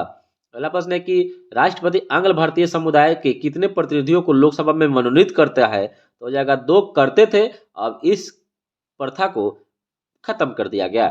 अगला प्रश्न है कि भारत में क्षेत्रफल की दृष्टि से सबसे बड़ा संसदीय निर्वाचन क्षेत्र कौन सा है? तो हो जाएगा लद्दाख हो जाएगा, लद्दाख। अगला प्रश्न है कि लोकसभा का चुनाव लड़ने के लिए इच्छुक व्यक्ति की न्यूनतम आयु कितना होना चाहिए? तो हो जाएगा 25 वर्ष होना चाहिए। 25 वर्ष होना चाहिए। और झारखंड क्षेत्र से लोकसभा के सदस्यों की कुल संख्या कितनी है? तो हो जाएगा 14। और छत्तीसगढ़ राज्य में लोकसभा की सीटों की संख्या 11 है। अगला प्रश्न है कि एक वर्ष में लोकसभा में सामान्यतः कितने सत्र आयोजित किए जाते हैं? तो हो जाएगा 3। अगला प्रश्न है कि 10वीं अनुसूची के तहत लोकसभा के किसी सदस्य की अयोग्यता से संबंधित मुद्दे पर निर्णय कौन देता है? तो हो जाएगा लोकसभा के अध्यक्ष देते हैं। लोकसभा के अध्यक्ष देते हैं। और अगला प्रश्न है कि एक दल लोकसभा में विपक्षी दल होने का दावा करता है, इसके पास न्यूनतम कितने सांसद होना चाहिए तो लोकसभा में? तो 1/10 उसका भाग होना चाहिए। ठीक है। तो हो जाएगा यानी 55 सदस्य होना चाहिए, तब जाके वह विपक्षी दल होने का दावा करेगा। अगला प्रश्न है किसी विशेष दिन लोकसभा में अधिकतम कितने तारांकित प्रश्न पूछे जा सकते हैं? तो हो जाएगा 20 तारांकित प्रश्न जो होता है, यानी मौखिक प्रश्न, वह 20 ही पूछा जाता है। अगला प्रश्न है कि प्रथम लोकसभा की पहली बैठक कब हुई थी? तो हो जाएगा 13 मई 1952 ईस्वी में हुआ था। 13 मई 1952 ईस्वी में। और भारतीय संसद में परिप्रेक्ष्य में शून्यकाल किसे कहते हैं? तो प्रश्नकाल के तुरंत बाद के समय को शून्यकाल कहा जाता है। और वर्तमान में जो शून्यकाल का समय है, दोपहर के 1 बजे से लेकर 2 बजे के बीच में होता है। पहले 12 से 1 बजे के बीच में होता था, अब वर्तमान में 1 बजे से लेकर 2 बजे के बीच में होता है। और शून्यकाल भारत की ही देन है, या कहीं से लिया नहीं गया है। इसका स्थापना भारत में ही किया गया, और यह 1962 में इसका स्थापना किया गया था। अगला प्रश्न है कि निम्नलिखित में से कौन सा राज्य लोकसभा में अनुसूचित जनजाति यानी ST के सर्वाधिक प्रतिनिधि निर्वाचित करता है? तो हो जाएगा मध्य प्रदेश। और राज्यसभा में किस राज्य के प्रतिनिधियों की संख्या सर्वाधिक है? तो हो जाएगा उत्तर प्रदेश। कितना है? तो 31 है। उत्तर प्रदेश में 31 राज्यसभा प्रतिनिधि जाते हैं चुनकर। और बिहार में लोकसभा सीटों की संख्या 40 है, जबकि राज्यसभा सीटों की संख्या 16 है। राज्यसभा 16 है। अगला प्रश्न है कि राज्यसभा के सदस्य चुने जाते हैं, तो राज्यसभा के जो सदस्य चुने जाते हैं वह 6 वर्ष के लिए चुने जाते हैं, 6 वर्ष के लिए। और लोकसभा द्वारा पारित धन विधेयक राज्यसभा द्वारा भी पारित मान लिया जाता है यदि उच्च सदन उस पर किसी समय सीमा में कार्य संपादन न कर सके। तो यानी 14 दिन तक अगर वो कार्य नहीं करता है तो 14 दिन के बाद अपने आप उसको पारित समझा जाता है। अगला प्रश्न है कि निम्नलिखित में से किसके संबंध में राज्यसभा को लोकसभा में अपेक्षाकृत अधिक अधिकार प्राप्त है? तो हो जाएगा नई अखिल भारतीय सेवाओं का गठन करना। अगला प्रश्न है कि निम्नलिखित में से किसकी अध्यक्षता असदस्य द्वारा की जाती है? तो हो जाएगा राज्यसभा। और राज्यसभा के जो सभापति होते हैं वह उपराष्ट्रपति होते हैं। और धन विधेयक पारित करने के लिए राज्यसभा को कितना समय दिया जाता है? तो मात्र 14 दिन का समय दिया जाता है। अगला प्रश्न है कि राज्यसभा के सदस्यों को नामित करने का अधिकार निम्नलिखित में से किसको है? तो हो जाएगा राष्ट्रपति को है। अगला प्रश्न है कि लोकसभा द्वारा विचारार्थ यानी विचार के लिए भेजे गए वित्त विधेयक को राज्यसभा अधिकतम कितने दिनों के लिए रोक सकती है? तो 14 दिन के लिए।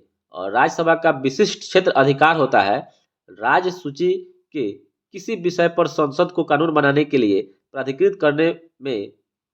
राज्यसभा का जो विशिष्ट क्षेत्र अधिकार होता है राज्य सूची के किसी विषय पर संसद को कानून बनाने के लिए प्राधिकृत करने के लिए यह अधिकार होता है।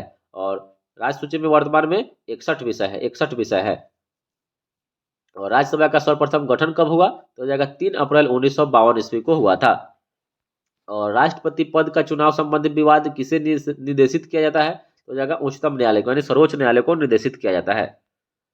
और अगला प्रश्न है कि भारतीय सशस्त्र सेनाओं का सर्वोच्च कमांडर कौन होता है?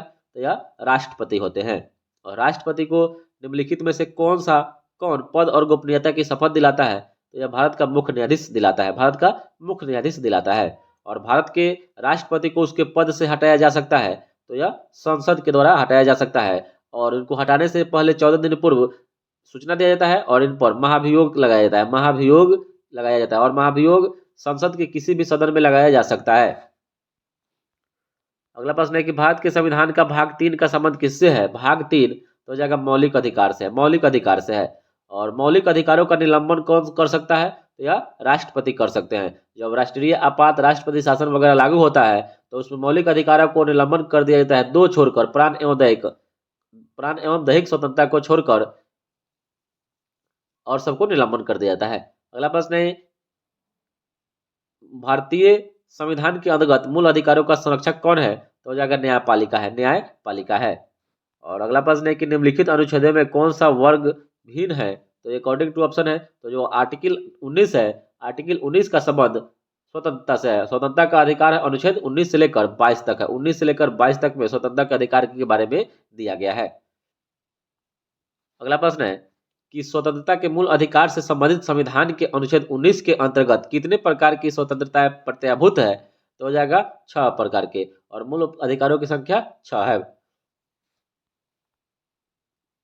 अगला प्रश्न है कि भारतीय संविधान के निम्नलिखित अनुच्छेदों में से कौन विधायन सत्ता पर पूर्ण नियंत्रण लगाता है? तो हो जाएगा 14, और 14 से 18 समानता के अधिकार से संबंधित है। और अगला प्रश्न है कि भारत के संविधान का निम्नलिखित में से कौन सा अनुच्छेद प्रेस की स्वतंत्रता से संबंधित है?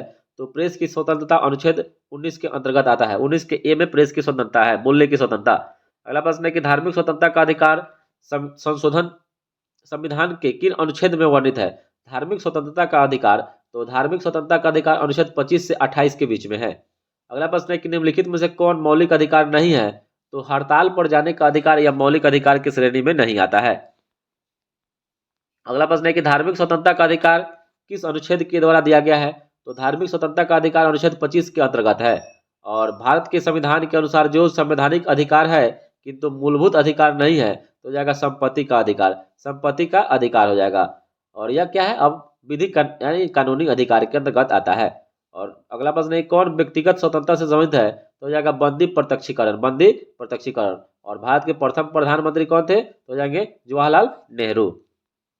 अगला प्रश्न है कि संविधान के अंतर्गत बंदी प्रत्यक्षीकरण समादेश जारी करने का अधिकार किसके निहित है? तो हो जाएगा हाई कोर्ट और सुप्रीम कोर्ट दोनों के पास है। अगला प्रश्न है कि भारतीय संविधान का निम्नलिखित में से कौन सा अनुच्छेद शिक्षा का अधिकार प्रदान करता है? तो शिक्षा का अधिकार अनुच्छेद 21 का एक करता है। अगला प्रश्न है कि निम्नलिखित में से कौन सा भारत के संविधान के मूल अधिकारों का अंश नहीं है? तो हो जाएगा उद्योगों के प्रबंधन में श्रमिकों की सहभागिता। अगला प्रश्न है कि यदि भारत के राष्ट्रपति अपना त्याग पत्र देना चाहे तो अपना त्याग पत्र किसे सौंपेंगे? तो हो जाएगा भारत के उपराष्ट्रपति को, और उपराष्ट्रपति राष्ट्रपति को देते हैं। अगला प्रश्न है कि भारतीय राष्ट्रपति के सर्व समिति से चुने जाने वाले अभी तक एकमात्र उदाहरण कौन है? तो हो जाएंगे नीलम संजीव रेड्डी, यानी यह निर्विरोध चुने गए एकमात्र राष्ट्रपति हैं। अगला प्रश्न है कि विदेशी देशों के सभी राजदूतों का कमिश्नरों के प्रत्यय पत्र किसके द्वारा प्राप्त किए जाते हैं? तो हो जाएगा राष्ट्रपति के द्वारा। अगला प्रश्न है कि किसी भी अभियुक्त की फांसी की सजा को बदलने या कम करने का अधिकार किसके पास है? तो हो जाएगा राष्ट्रपति के पास। आर्टिकल 72 में है। आर्टिकल 72 में राष्ट्रपति किसी भी अभियुक्त की फांसी की सजा को वो बदल देंगे या कम कर देंगे। अगला प्रश्न है कि भारतीय संघ के प्रतिरक्षा बलों का सर्वोच्च समादेश निम्नलिखित में से किसमें निहित है? तो हो जाएगा राष्ट्रपति में है। और मूलभूत संविधान में कौन से भाग में राज्य लोक कल्याण की संकल्पना सम्मिलित की गई है? तो राज्य के नीति निर्देशक तत्वों में सम्मिलित किया गया है। और भारत है एक क्या, तो भारत एक धर्मनिरपेक्ष राष्ट्र है। अगला प्रश्न है कि निम्नलिखित में से कौन सा शब्द भारत के संविधान की उद्देशिका में नहीं है, तो हो जाएगा लोक कल्याण नहीं है। और भारत की संप्रभुता, एकता और अखंडता को अक्षुण्ण बनाए रखने तथा उनकी रक्षा करने का प्रावधान किसमें है, तो हो जाएगा प्रस्तावना में है। और प्रस्तावना कहाँ से लिया गया है, तो ऑस्ट्रेलिया देश के संविधान से लिया गया है। अगला प्रश्न है कि भारत की प्रस्तावना में प्रयुक्त शब्द सेल्युलर का अर्थ क्या होता है, तो हो जाएगा सभी नागरिकों को धर्म एवं उपासना की स्वतंत्रता दिया गया है। और अगला प्रश्न है कि निम्नलिखित में से किस तिथि को भारतीय संविधान लागू किया गया था, तो हो जाएगा 26 जनवरी 1950 को। अगला प्रश्न है कि भारतीय संविधान की उद्देशिका में परिवर्तन किस संशोधन अधिनियम में किए गए थे, तो हो जाएगा 42वां संविधान संशोधन 1976 ईस्वी में। और भारतीय संविधान लागू हुआ 26 जनवरी 1950 को। और अगला प्रश्न है किसने भारतीय संविधान की प्रस्तावना यानी उद्देशिका को भारतीय संविधान की राजनीतिक कुंडली के रूप में वर्णित किया है, तो इसका सही उत्तर हो जाएगा कन्हैयालाल माणिकलाल मुंशी ने। और अगला प्रश्न है कि भारतीय संविधान के किस अनुच्छेद में राज्य के नीति निर्देशक तत्वों का उल्लेख किया गया है, तो हो जाएगा अनुच्छेद 36 से 51 में। और संविधान के कल्याणकारी राज्य का आदेश दिया जाता है, तो हो जाएगा नीति निर्देशक तत्वों में ही। डैश के तहत राज्य राष्ट्रीय महत्व और ऐतिहासिक हितों से संबंधित हर स्मारक, स्थान और वस्तु का संरक्षण करने के लिए बाध्यकारी है, तो हो जाएगा अनुच्छेद 49 के तहत। अगला प्रश्न है कि भारत के किस राज्य में समान नागरिक संहिता लागू है, तो इसका सही उत्तर हो जाएगा गोवा में लागू है, गोवा में लागू है। अगला प्रश्न है कि समान न्याय और निःशुल्क विधि सहायता का प्रावधान संविधान के किस अनुच्छेद में है, तो यह हो जाएगा अनुच्छेद 39 के ए में निहित है। अगला प्रश्न है कि इनमें से कौन सा राज्य के नीति निर्देशक सिद्धांतों में सम्मिलित नहीं है, तो हो जाएगा सूचना का अधिकार। सूचना का अधिकार यानी आरटीआई यह 2005 से राजस्थान राज्य से शुरू हुआ था। अगला प्रश्न है कि राज्य के नीति निर्देशक तत्व सहज अध्ययन के लिए कौन से भागों में विभाजित किए जा सकते हैं, तो हो जाएगा समाजवादी, उदार भौतिकवादी और गांधीवादी, 3 भागों में इसको विभाजित किया जाता है। अगला प्रश्न है कि राष्ट्रपति लोकसभा से किन 2 सदस्यों को मनोनीत करने का अधिकार है, तो हो जाएगा एंग्लो इंडियन से। अगला प्रश्न है कि भारत के राष्ट्रपति चुना जाता है, भारत में जो राष्ट्रपति होते हैं उनको चुना जाता है निर्वाचित सांसदों और विधानसभा सदस्यों के द्वारा। अगला प्रश्न है कि संविधान की किस अनुसूची में प्रत्येक राज्यों तथा संघ राज्य क्षेत्रों के लिए राज्यसभा में स्थानों का आवंटन की सूची है, तो हो जाएगा चतुर्थ अनुसूची में, चौथी अनुसूची में दिया गया है। अगला प्रश्न है कि वर्तमान में भारतीय संविधान में कुल कितनी अनुसूची है, तो हो जाएगा 12 अनुसूची है। अगला प्रश्न है कि भारत के संविधान की 11वीं अनुसूची किनके बीच शक्तियों को विभाजित करती है, तो हो जाएगा राज्य, विधानमंडल और पंचायत के बीच शक्तियों का क्या करता है, विभाजन करता है। और अगला प्रश्न है कि भारतीय संविधान की किस अनुसूची में पंचायती राज संस्थाओं का प्रावधान है, तो हो जाएगा 11वीं अनुसूची में। और अगला प्रश्न है कि भारतीय संविधान की 10वीं अनुसूची किससे संबंधित है, तो हो जाएगा दल बदल कानून से, जो 52वें संविधान संशोधन के तहत 1985 में इसको लागू किया गया था। अगला प्रश्न है कि यदि भारत संघ को एक नए राज्य का सृजन करना हो, तो संविधान की निम्नलिखित अनुसूचियों में से किस एक को अवश्य संशोधन किया जाना चाहिए, तो हो जाएगा पहली अनुसूची। और पहली अनुसूची में भी भारत राज्यों का संघ है। अगला प्रश्न है कि राष्ट्रपति के उम्मीदवार के लिए क्या आवश्यक नहीं है, तो पढ़ा लिखा होना आवश्यक नहीं है, ये अकॉर्डिंग टू ऑप्शन है, 3 और 4 ऑप्शन रहा होगा, उसमें से यह आपका आवश्यक नहीं है, भारत का नागरिक होना चाहिए। ठीक है। अगला प्रश्न है कि यदि भारतीय उपराष्ट्रपति अपना त्याग पत्र करने का निर्णय लेते हैं, तो अपना त्याग पत्र राष्ट्रपति को संबंधित करके लिखेंगे। अगला प्रश्न है कि युद्ध की घोषणा या शांति का फैसला करने में कानूनी रूप से सक्षम कौन है, तो यह राष्ट्रपति हैं। अगला प्रश्न है कि भारत के निम्नलिखित राष्ट्रपतियों में से कौन से कुछ समय के लिए गुट निरपेक्ष आंदोलन के महासचिव भी रहे थे, तो हो जाएंगे ज्ञानी जैल सिंह। और गुट निरपेक्ष आंदोलन जो हुआ था 1961 ईस्वी में नाम के तहत हुआ था, नाम। अगला प्रश्न है कि भारत के निम्नलिखित राष्ट्रपति में कौन पहले केंद्रीय श्रम मंत्री भी रहे हैं, तो हो जाएंगे भारत के चौथे राष्ट्रपति बीबी गिरी। अगला प्रश्न है कि भारतीय संविधान का कौन सा अनुच्छेद भारतीय राष्ट्रपति को संसद के अवकाश के समय अध्यादेश लागू करने का अधिकार देता है, तो हो जाएगा अनुच्छेद 123। राष्ट्रपति अध्यादेश जारी अनुच्छेद 123 के तहत करते हैं।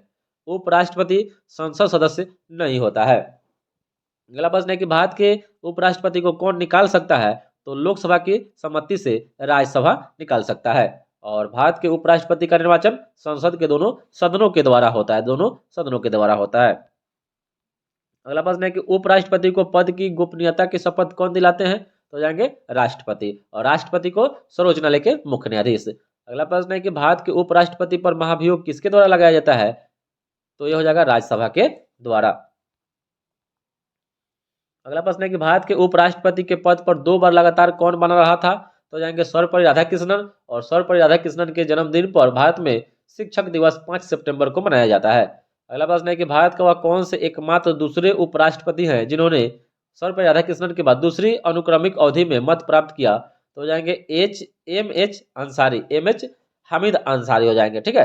अगला प्रश्न है कि भारत के उपराष्ट्रपति को पदच्युत करने का संकल्प निम्नलिखित में से कहां प्रस्तावित किया जा सकता है? तो यह हो जाएगा केवल राज्यसभा में किया जा सकता है। अगला प्रश्न है किस एकमात्र उपराष्ट्रपति की मृत्यु पद पर आसीन रहते हो गई थी? तो ये हो जाएंगे कृष्णकांत। कृष्णकांत एक मात्र उपराष्ट्रपति हैं जिनकी मृत्यु पद पर रहते हुए हो गई थी।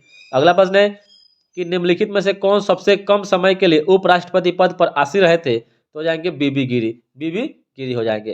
अगला प्रश्न है कि संविधान संशोधन अधिनियम के अंतर्गत भूतपूर्व देशी राजाओं के प्रीविपर्स को समाप्त कर दिया गया? तो हो जाएगा 26वां संविधान संशोधन के तहत। और अगला प्रश्न है कि किस संवैधानिक संशोधन द्वारा संविधान की 8वीं अनुसूची में 3 भाषाओं मणिपुरी, नेपाली और कोंकणी को शामिल किया गया, यानी नमक को शामिल किया गया? हो जाएगा 71वां संविधान संशोधन के तहत। अगला प्रश्न है किस संविधान संशोधन के माध्यम से राष्ट्रपति, उपराष्ट्रपति, लोकसभा के अध्यक्ष, प्रधानमंत्री के निर्वाचन को सर्वोच्च न्यायालय तथा उच्च न्यायालय में चुनौती देने के अधिकार को समाप्त किया गया था? तो हो जाएगा 39वें संविधान संशोधन के तहत। अगला प्रश्न है कि निम्नलिखित में से कौन से संशोधन के पश्चात बोडो और डोगरी भाषाएं 8वीं अनुसूची में शामिल कर लिया गया? तो हो जाएगा 92वां संविधान संशोधन के तहत, 92वां संविधान संशोधन के तहत। अगला प्रश्न है कि संविधान की प्रस्तावना को निम्नलिखित में से किस संवैधानिक संशोधन के अंतर्गत संशोधित किया गया? तो हो जाएगा 42वां संविधान संशोधन के तहत। अगला प्रश्न है कि सिक्किम को पूर्णतः राज्य का दर्जा किस संविधान संशोधन अधिनियम के द्वारा दिया गया? तो हो जाएगा 36वें संविधान संशोधन के तहत 1975 ईस्वी में। अगला प्रश्न है किस संवैधानिक संशोधन अधिनियम द्वारा वन को राज्य सूची से समवर्ती सूची में अंतः स्थापित किया गया? तो पहले वन जो था वह राज्य सूची में था, अब उसको समवर्ती सूची में कर दिया गया 42वां संविधान संशोधन के तहत। अगला प्रश्न है क्या राज्य विधानमंडल संविधान संशोधन प्रक्रिया को प्रारंभ कर सकता है? तो यह नहीं कर सकता है। अगला प्रश्न है कि संविधान संशोधन अधिनियम के द्वारा लोकसभा के कार्यकाल को 6 वर्ष से घटाकर 5 वर्ष कर दिया गया? तो यह हो जाएगा 44वां संविधान संशोधन के तहत। अगला प्रश्न है कि संविधान के किस अनुसूची में प्रत्येक राज्यों तथा संघ राज्य क्षेत्रों के लिए राज्यसभा में स्थानों के आवंटन की सूची का प्रावधान किया गया? तो हो जाएगा चतुर्थ अनुसूची में, चतुर्थ अनुसूची में। अगला प्रश्न है कि संविधान संशोधन कितने प्रकार से किया जा सकता है? तो हो जाएगा 3 प्रकार से। संविधान का संशोधन 3 प्रकार से किया जा सकता है। और अगला प्रश्न है कि निम्नलिखित में से भारत का राष्ट्रपति किसकी नियुक्ति नहीं करता है? तो हो जाएगा उपराष्ट्रपति। अकॉर्डिंग टू ऑप्शन है उपराष्ट्रपति की नियुक्ति राष्ट्रपति नहीं करते हैं।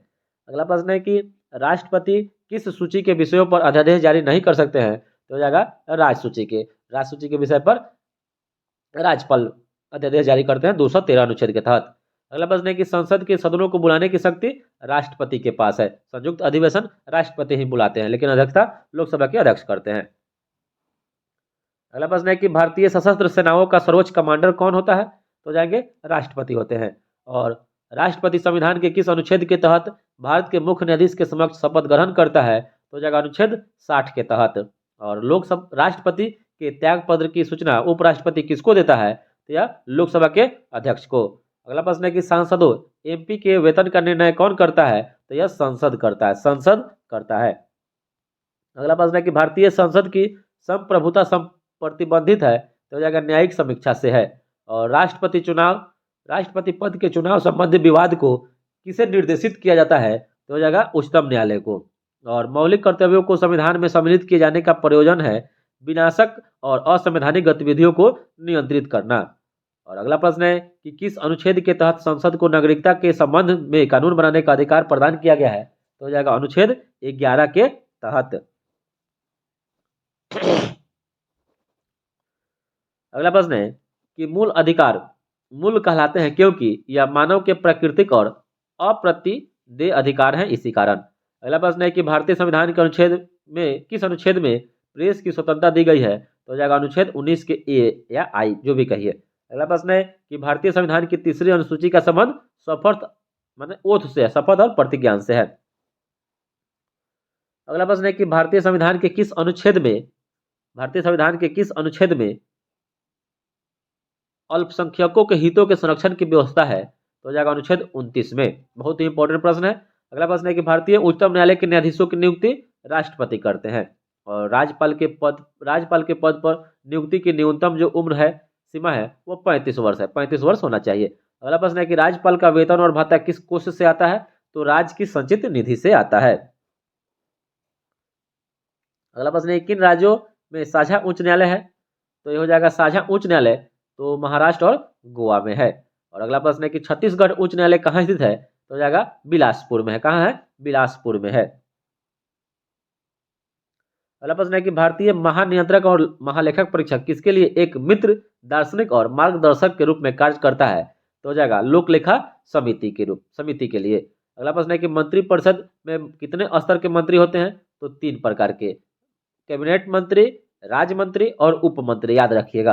अगला प्रश्न है कि संसदीय समिति प्रणाली के तहत 12 अप्रैल 1993 से कितने समितियों ने कार्य करना शुरू किया? तो हो जाएगा 17 समितियों ने कार्य करना शुरू किया था।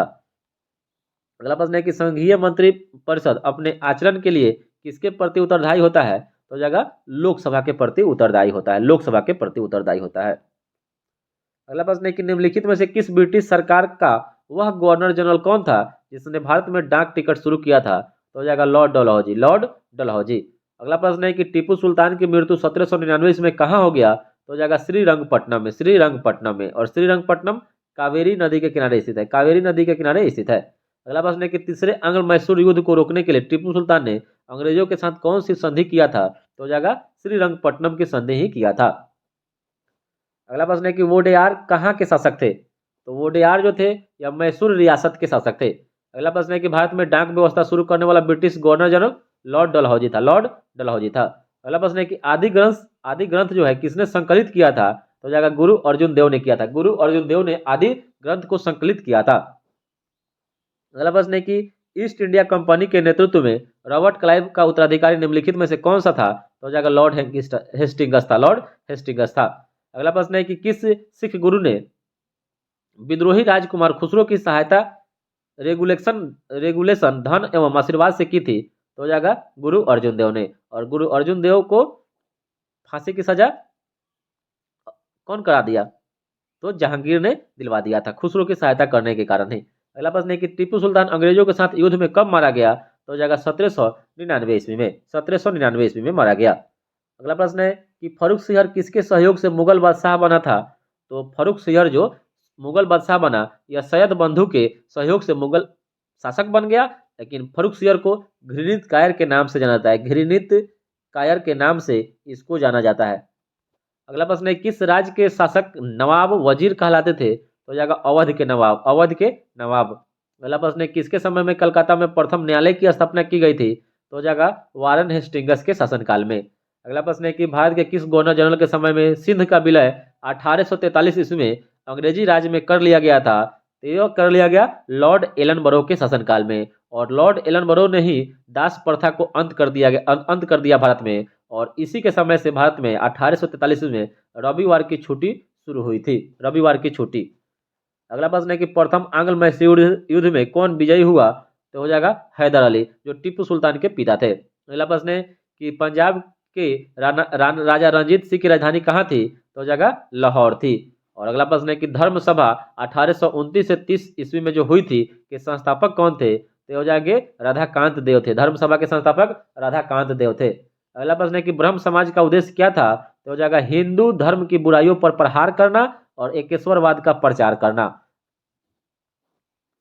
अगला प्रश्न है कि थियोसोफिकल सोसाइटी ने भारत में कब और अपना कहाँ मुख्य कार्यालय हेडक्वार्टर संस्थापित किया था? तो हो जाएगा 1882 ईस्वी में अडयार में किया था। ऐसे थियोसोफिकल सोसाइटी की स्थापना 1875 ईस्वी में मैडम ब्लैटस्की और कर्नल अल्काट के द्वारा किया गया था, लेकिन इसका मुख्यालय भारत में हो जाएगा 1882 में अडयार में खोला गया। अगला प्रश्न है कि राजा राम मोहन राय ने इंग्लैंड जाने के पश्चात किसने ब्रह्म समाज की बागडोर संभाल ली? तो यह हो जाएगा रामचंद्र विद्या वगिस को दे दिया गया था। ब्रह्म समाज की स्थापना राजा राम मोहन राय ने किया था, ठीक है। लेकिन जब यह इंग्लैंड गए तो रामचंद्र विज्ञाविष्य को दे दिए थे। और राजा राम मोहन राय की जो मृत्यु इंग्लैंड में ही हो गई थी, ब्रिस्टल में हो गई थी, वहीं पर इनका बना दिया गया था समाधि स्थल। पूछता भी है आपसे क्वेश्चन है। अगला प्रश्न है कुका आंदोलन को किसने संगठित किया था? तो जाएगा गुरु राम सिंह कुका ने किया था, गुरु राम सिंह कुका ने। और कुकी आंदोलन मणिपुर में निवास करती है, दो बात याद रखिएगा। अगला प्रश्न है कि फारसी साप्ताहिक मिरात उल अखबार को किसने प्रकाशित किया था? तो जाएगा राजा राम मोहन राय ने। अगला प्रश्न है कि प्रार्थना समाज के संस्थापक कौन थे? तो जाएंगे आत्माराम पांडुरंग, आत्माराम पांडुरंग। अगला प्रश्न है कि एमसी सीतलवार, वीएन राव और अलादी कृष्ण स्वामी अय्यर प्रख्यात सदस्य थे मद्रास लेबर यूनियन के, मद्रास लेबर यूनियन के थे। अगला प्रश्न है किसे भारत का प्रथम आधुनिक व्यक्ति माना जाता है? तो भारत का प्रथम आधुनिक व्यक्ति राजा राम मोहन राय को कहा जाता है, राजा राम मोहन राय को कहा जाता है। अगला प्रश्न है कि अलीगढ़ आंदोलन किसके द्वारा शुरू किया गया था? तो यह सैयद अहमद खान के द्वारा शुरू किया गया था, सर सैयद अहमद खान के द्वारा अलीगढ़ आंदोलन शुरू किया गया था। अगला प्रश्न है कि वाइकोम सत्याग्रह 1924 से 25 में कहाँ चलाया गया? तो यह केरल में चलाया गया था, वाइकोम सत्याग्रह केरल में हुआ था। अगला प्रश्न है कि बंबई में अखिल भारतीय व्यापार संघ कांग्रेस AITUC की स्थापना कब हुई? तो जाएगा 1920 में हुई थी, 1920 ईस्वी में हुई थी। अगला प्रश्न है कि बारदोली सत्याग्रह का नेतृत्व किसने किया था? तो जाएगा सरदार वल्लभ भाई पटेल के द्वारा किया गया था। और बारदोली सत्याग्रह 1928 ईस्वी में हुआ था, याद रखिएगा 1928 ईस्वी में। और हो विद्रोह 1820 से 1821 के दौरान में हुआ था, हो विद्रोह। अगला प्रश्न है गुलामगिरी पुस्तक के लेखक कौन है? गुलामगिरी के लेखक कौन था? तो जाएंगे ज्योतिबा फुले। और सत्य शोधक समाज की स्थापना ज्योतिबा फुले के द्वारा ही 1873 ईस्वी में किया गया था। अगला प्रश्न है कि सन 1765 ईस्वी में दीवानी प्राप्त किए जाने के बाद ब्रिटिश सबसे पहले निम्नलिखित में से किस पर्वतीय जनजाति के संपर्क में आए? तो हो जाएगा खासी। और ये खासी पर्वतीय जनजाति कहाँ पाया जाता है? तो मेघालय में पाया जाता है, मेघालय में निवास करता है। और वहां पर गारो, खासी, जयंतिया तीनों है। अगला प्रश्न है कि बिरसा मुंडा का कार्यक्षेत्र कौन सा था? तो हो जाएगा रांची, झारखंड। अगला प्रश्न है कि भारत में ट्रेड यूनियन आंदोलन के जन्मदाता कौन थे? तो जाएंगे M N Joshi, M N Joshi. Trade union आंदोलन के जन्मदाता एमएन जोशी को माना जाता है। अगला प्रश्न है कि अखिल भारतीय किसान सभा सर्वप्रथम कहाँ आयोजित की गई? तो यह किया गया था लखनऊ में। कहाँ किया गया? लखनऊ में किया गया। अगला प्रश्न है कि ब्रिटिश सरकार द्वारा दामिन एको यानी पर्वत का आंचल का निर्माण निम्नलिखित में से किस समुदाय को बसाने के लिए किया गया था? तो जाएगा संथाल विद्रोह को बसाने के लिए पर्वत का आंचल यानी दामिन एको यह क्या किया गया था? एक बनाया गया था। अगला प्रश्न है कि निम्नलिखित में से कौन सा आयोग 1857 ईस्वी का विद्रोह दमन करने के बाद भारतीय फौज का नव संगठन से संबंधित है? तो जाएगा पील आयोग, पील आयोग। अगला प्रश्न है कि इंडियन नेशनल कांग्रेस के संस्थापक कौन थे? तो जाएंगे एलन ऑगस्टिन ह्यूम यानी एओ ह्यूम। क्या हो जाएगा? एओ ह्यूम हो जाएगा, एओ ह्यूम। अगला प्रश्न है कि भारतीय इतिहास में वर्ष 1885 का संबंध किससे है? तो जाएगा भारतीय राष्ट्रीय कांग्रेस की स्थापना से है। अगला प्रश्न है कि भारतीय राष्ट्रीय कांग्रेस के संस्थापक थे, भारतीय राष्ट्रीय कांग्रेस के संस्थापक क्या थे? एक असैनिक सेवक थे। और अगला प्रश्न है कि 1870 में पूना सार्वजनिक सभा की स्थापना किसने की थी? तो हो जाएंगे महादेव गोविंद रानाडे ने किया था। अगला प्रश्न है कि भारतीय राष्ट्रीय कांग्रेस में निम्न में से किसको नरमदलीय नेता के तौर पर नहीं जाना जाता था? तो हो जाएंगे बाल गंगाधर तिलक को, लाल बाल पाल, याद रखिएगा। अगला प्रश्न है कि ब्रिटिश हाउस ऑफ कॉमन्स का चुनाव जिस प्रथम भारतीय ने लड़ा था वह दादा भाई नौरोजी थे। अगला प्रश्न है कि भारत में लॉर्ड कर्जन के प्रशासन की तुलना औरंगजेब से किसने किया था? तो हो जाएंगे गोपाल कृष्ण गोखले। और गोपाल कृष्ण गोखले महात्मा गांधी के राजनीतिक गुरु थे। अगला प्रश्न है कि उदारवादियों की कार्य पद्धति के साधन थे प्रार्थना, याचना व विरोध, प्रार्थना, याचना और विरोध था। अगला प्रश्न है कि गदर पार्टी के प्रमुख नेता कौन थे? तो हो जाएंगे लाला हरदयाल। और गदर पार्टी की स्थापना 1913 ईस्वी में लाला हरदयाल ने ही की थी। और इसका मुख्यालय कहाँ था? सैन फ्रांसिस्को में था। अगला प्रश्न है कि भारतीय राष्ट्रीय आंदोलन के 1905 से 1917 की अवधि को क्या कहा जाता है? तो हो जाएगा उग्रवादी चरण कहा जाता है, उग्रवादी चरण कहा जाता है। अगला प्रश्न है कि भारत में गर्मदलीय आंदोलन का पिता किसे कहा जाता है?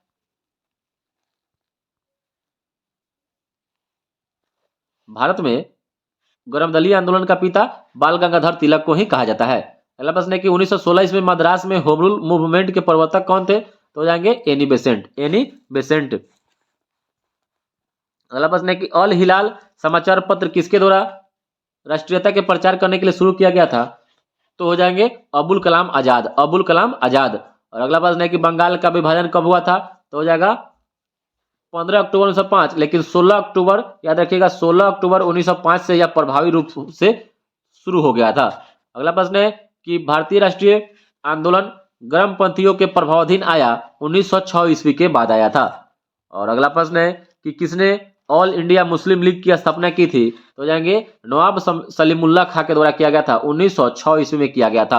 अगला प्रश्न है कि महाराष्ट्र में गणपति उत्सव आरंभ करने का श्रेय किसको प्राप्त है? तो हो जाएंगे बाल गंगाधर तिलक को। अगला प्रश्न है कि बरिंद्र कुमार घोष के क्रियाकलापों ने एक गुप्त क्रांतिकारी संगठन को बंगाल में जन्म दे दिया था। तो ये हो जाएंगे अनुशीलन समिति। और आपसे पूछेगा कि अनुशीलन समिति एक गुप्त क्रांतिकारी संगठन था, किसने शुरू किया था इसको? तो हो जाएगा बरिंद्र कुमार घोष के द्वारा किया गया था। अगला प्रश्न है कि निम्नलिखित में से किसे भारतीय अशांति का जनक के रूप में जाना जाता है? तो बाल गंगाधर तिलक को ही वैलेंटाइन सिरोल के द्वारा यह संज्ञा दिया गया था। अगला प्रश्न है गीता रहस्य नामक ग्रंथ किसके द्वारा लिखा गया? तो हो जाएगा बाल गंगाधर तिलक के द्वारा किया गया था। और अगला प्रश्न है कि राजनीतिक स्वतंत्रता राष्ट्र की प्राणवायु है, यह कथन किसका है? तो हो जाएंगे अरविंद घोष का। और अगला प्रश्न है कि 1916 में मुस्लिम लीग और कांग्रेस के बीच समझौता किसने करवाया था? तो हो जाएगा एनी बेसेंट ने करवाया था। अगला प्रश्न है कि इन नेताओं में से किसने भारतीय होम रूल शुरू किया था? तो जाएंगे बाल गंगाधर तिलक और एनी बेसेंट ने। अगला प्रश्न है किसने असहयोग आंदोलन के दौरान विदेशी कपड़ों को जलाया जाना एक निष्ठुर बर्बादी बताया था? तो जाएगा रविन्द्रनाथ टैगोर ने। और असहयोग आंदोलन 1920 ईस्वी में शुरू हुआ था, 1 अगस्त 1920 को। अगला प्रश्न है कि भारत छोड़ो प्रस्ताव का लेख बनाया था? ये हो जाएंगे महात्मा गांधी ने। और मुस्लिम लीग ने मुक्ति दिवस मनाया था 1939 ईस्वी में मनाया था। अगला प्रश्न है गांधी जी ने निम्नलिखित अनुयायियों में से कौन पेशे से एक शिक्षक थे? तो गांधी जी के अनुयायियों में जेबी कृपलानी, जो झंडा समिति के अध्यक्ष बनाए गए थे, वह क्या थे? पेशे से एक शिक्षक थे। और अगला प्रश्न है कि भारत के विभाजन का बाल्कन प्लान उपज किसका था? तो ये हो जाएगा लॉर्ड माउंटबेटन के मस्तिष्क का था। और अगला प्रश्न है कि वर्ष 1939 में कांग्रेस को छोड़ने के पश्चात सुभाष चंद्र बोस ने किस दल की स्थापना की थी? तो हो जाएगा फॉरवर्ड ब्लॉक की स्थापना की थी। फॉरवर्ड ब्लॉक की स्थापना कब? 1939 ईस्वी में। अगला प्रश्न है कि व्यक्तिगत सत्याग्रह में विनोबा भावे को प्रथम सत्याग्रही चुना गया था? तो दूसरा सत्याग्रही जवाहरलाल नेहरू थे। बहुत ही इंपॉर्टेंट प्रश्न है, VVI है। अगला प्रश्न है कि रॉलेट एक्ट पारित किया गया, तो हो जाएगा राष्ट्रवादी और क्रांतिकारी क्रियाकलापों गतिविधियों में कमी लाने के लिए पारित किया गया था। कब? तो 1919 ईस्वी में पारित किया गया था। जलियांवाला बाग 13 अप्रैल 1919 को हुआ था, 1919 को हुआ था। अगला प्रश्न है कि वह व्यक्ति जिसने 4 अप्रैल 1919 को दिल्ली की जामा मस्जिद के प्रवचन मंच से हिंदू मुस्लिम एकता पर भाषण दिए थे, वे कौन थे? तो जाएंगे स्वामी श्रद्धानंद थे। अगला प्रश्न है कि वे राष्ट्रीय नेता कौन थे जो 1925 में सेंट्रल लेजिस्लेटिव असेंबली के अध्यक्ष निर्वाचित हुए थे? तो जाएंगे विठल भाई पटेल। अगला प्रश्न है कि दक्षिण अफ्रीका के किस रेलवे स्टेशन पर महात्मा गांधी को ट्रेन से फेंका गया था? तो जाएगा सेंट पीटर्सबर्ग में। डरबन से प्रिटोरिया के बीच में ही यह स्टेशन पड़ता है। अगला प्रश्न है कि गांधी जी दक्षिण अफ्रीका में कितने वर्ष रहे थे? तो जाएगा 21 वर्ष रहे थे, जो 1893 में गए थे और 1915 ईस्वी में लौटे थे। अगला प्रश्न है कि निम्नलिखित में से कौन दांडी मार्च में महात्मा गांधी के साथ थे? तो जाएंगे एक पत्रकार थे, अमेरिकी पत्रकार बेब मिलर। अगला प्रश्न है किसने कहा था कि तुम मुझे खून दो मैं तुझे आजादी दूंगा? तो यह नारा है सुभाष चंद्र बोस का। अगला प्रश्न है कि काकोरी ट्रेन डकैती कांड के नायक कौन थे? तो जाएंगे राम प्रसाद बिस्मिल, जो कब हुआ था? 1925 में हुआ था, इसी के यह नायक माने जाते हैं। अगला प्रश्न है कि साइमन कमीशन का आगमन भारत में कब हुआ? तो जाएगा 1928 में। इसमें 2 क्वेश्चन पूछता है। साइमन कमीशन का गठन तो 1927 में आया, कब? तो 1928 में। अगला प्रश्न है कि दीनबंधु के नाम से विख्यात कौन था? तो जाएंगे CF एंड्रूज। अगला प्रश्न है कि स्वराज पार्टी की स्थापना की गई थी 1923 में चित्तरंजन दास और मोतीलाल नेहरू के द्वारा। अगला प्रश्न है कि भारतीय राष्ट्रीय कांग्रेस के सबसे अधिक समय तक अध्यक्ष कौन रहे? तो जाएंगे अबुल कलाम आजाद रहे थे, जो 1940 से लेकर 1946 ईस्वी तक रहे थे। और यह भारतीय राष्ट्रीय कांग्रेस के सबसे युवा अध्यक्ष थे। अगला प्रश्न है कि गांधी जी किस गोलमेज सम्मेलन में भाग लेने के लिए लंदन गए थे? तो हो जाएगा द्वितीय गोलमेज सम्मेलन में। गांधी जी एकमात्र सम्मेलन द्वितीय गोलमेज सम्मेलन में भाग लिए थे। और गोलमेज सम्मेलन में तीनों में भाग लिए थे भीमराव अंबेडकर। और आपसे पूछे कि तीनों गोलमेज सम्मेलन के समय इंग्लैंड के प्रधानमंत्री, तो रैमजे मैकडोनाल्ड था, रैमजे मैकडोनाल्ड था। अगला प्रश्न है कि 1923 में चित्तरंजन दास और मोतीलाल नेहरू ने कहां पर स्वराज पार्टी की स्थापना की थी? तो जगह इलाहाबाद में किया था, इलाहाबाद में किया था। अगला प्रश्न है कि भारत में जब क्रिप्स मिशन आया था उस समय वायसराय कौन था? तो जगह लॉर्ड लिलिथगो, लॉर्ड लिलिथगो। तो क्रिप्स मिशन आया कब? तो जगह 1942 ईस्वी में आया था, 1942 ईस्वी में आया था। अगला प्रश्न है कि भारत और पाकिस्तान के बीच सीमांकन किसने किया था? तो जगह सर सिरिल रेडक्लिफ के द्वारा किया गया था। तो भारत और पाकिस्तान के बीच सीमा जो का नाम क्या है? तो रेडक्लिफ रेखा है। निर्धारण कब किया गया था? तो 15 अगस्त 1947 में किया गया था सर सिरिल रेडक्लिफ के द्वारा। अगला प्रश्न है कि कहां 21 अक्टूबर 1943 को स्वतंत्र भारत की आजाद हिंद सरकार की घोषणा की गई थी? तो यह जगह सिंगापुर में किया गया था। और अगला प्रश्न है कि भारतीय राष्ट्रीय कांग्रेस का 1938 का अधिवेशन किस शहर में हुआ था? तो जगह हरिपुरा में हुआ था। अगला प्रश्न है कि निम्नलिखित में से किसने भारतीय राष्ट्रीय कांग्रेस के कराची अधिवेशन 1931 ईस्वी में अध्यक्षता की थी? तो जाएंगे सरदार वल्लभ भाई पटेल ने किए थे। इसी में मौलिक अधिकार की मांग भी उठाया गया था। अगला प्रश्न है कि प्रथम भारतीय नोबेल पुरस्कार विजेता? तो जाएंगे रविंद्रनाथ टैगोर को 1913 इसमें नोबेल पुरस्कार से सम्मानित किया गया इनकी कृति गीतांजलि के लिए। साहित्य के क्षेत्र में इनको नोबेल पुरस्कार मिला था और यह एशिया में प्रथम व्यक्ति भी माने जाते हैं जिनको नोबेल पुरस्कार दिया गया था। अगला प्रश्न है कि चित्रा उपन्यास किसके द्वारा लिखा गया? तो चित्रा रविंद्रनाथ टैगोर के द्वारा ही लिखा गया है। अगला प्रश्न है कि विश्व इतिहास की झलक glimpses of the world history के रचयिता हो जाएंगे जवाहरलाल नेहरू। अगला प्रश्न है कि निम्न में से किसने इस्पात की चौखटा स्टील फ्रेम की संज्ञा दी है? किसे इस्पात की चौखटा स्टील फ्रेम? तो जाएंगे भारतीय नागरिक सेवा ICS को। अगला प्रश्न है कि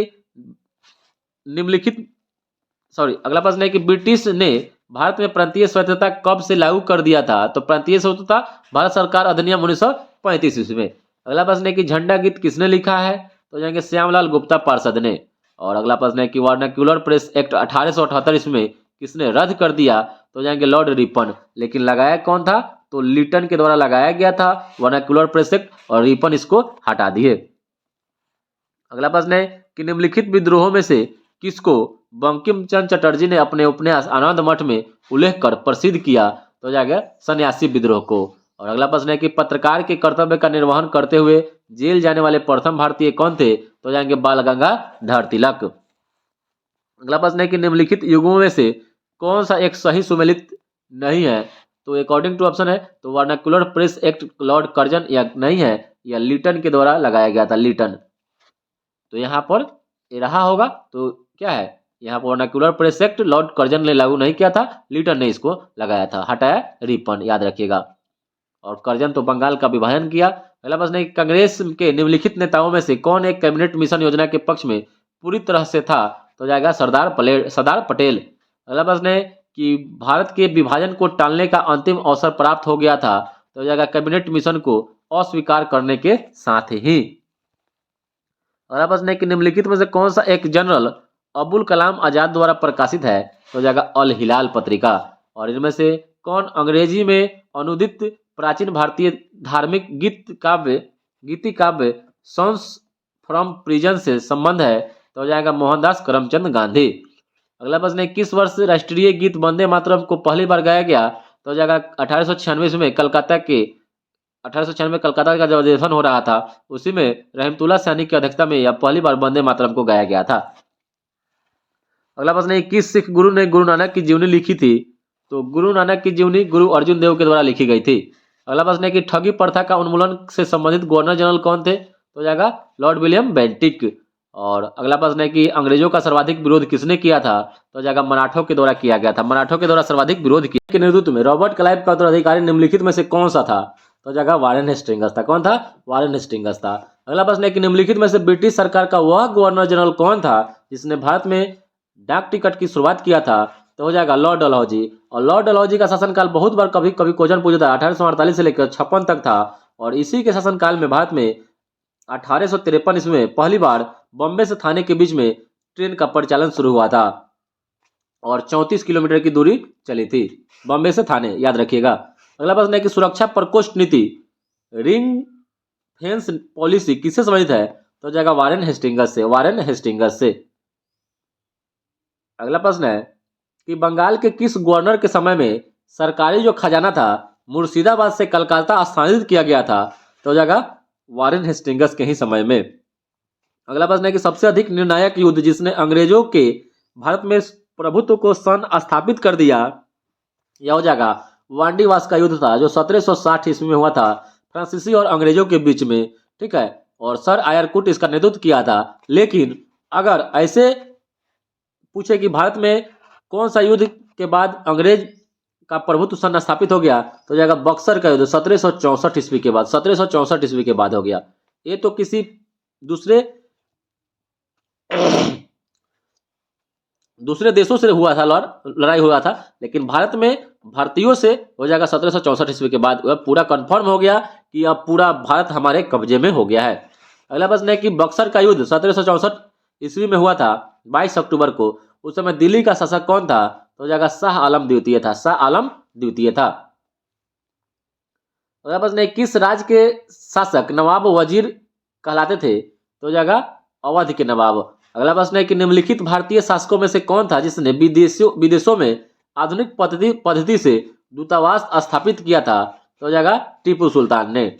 और सैयद बंधुओं ने मराठों के सहयोग से किस मुगल सम्राट को सत्ताच्युत कर दिया था? तो हो जाएगा फर्रुखसियर ने। और बंगाल के नवाब अलवर्दी खां का उत्तराधिकारी कौन हुआ? तो हो जाएगा सिराजुद्दौला हुआ। कौन हुआ? सिराजुद्दौला हुआ। अगला प्रश्न है कि पंजाब में सिख राज्य के संस्थापक कौन थे? तो पंजाब में सिख राज्य के संस्थापक राजा रणजीत सिंह थे और इन्होंने अपनी राजधानी लाहौर में बनाई थी। अगला प्रश्न है कि प्रथम आंग्ल मैसूर युद्ध में कौन विजयी हुआ? तो हो जाएगा हैदर अली। अगला प्रश्न है कि प्रसिद्ध चेतक घोड़ा किससे संबंधित है? तो हो जाएगा राणा प्रताप से, राणा प्रताप से। हवा महल कहाँ स्थित है? तो हो जाएगा जयपुर में है।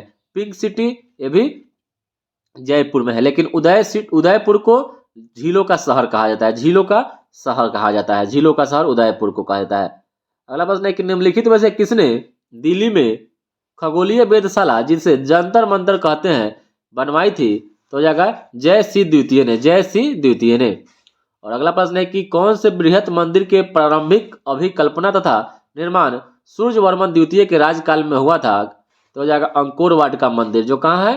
कंबोडिया में है। कहाँ है? कंबोडिया में है। अगला प्रश्न है कि निम्नलिखित में से कौन बीजगणित के क्षेत्र में अपने योगदान के लिए विशेष रूप से जाने जाते हैं? तो जाएंगे भास्कर, भास्कर।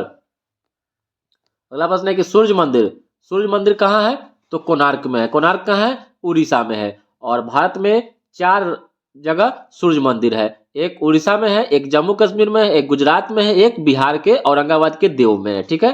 अगला प्रश्न है कि देव मंदिर और कृष्णदेव राय किसके समकालीन थे? तो कृष्णदेव राय या बाबर के समकालीन थे, बाबर के समकालीन थे।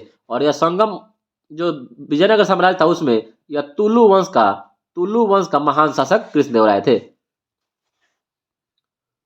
अगला प्रश्न है कौन सा स्थान विजयनगर साम्राज्य में गलीचा निर्माण के लिए प्रसिद्ध था? गलीचा निर्माण के लिए तो जाएगा कालीकट। और अगला प्रश्न है कि गोलकुंडा कहाँ स्थित है? तो जाएगा हैदराबाद में।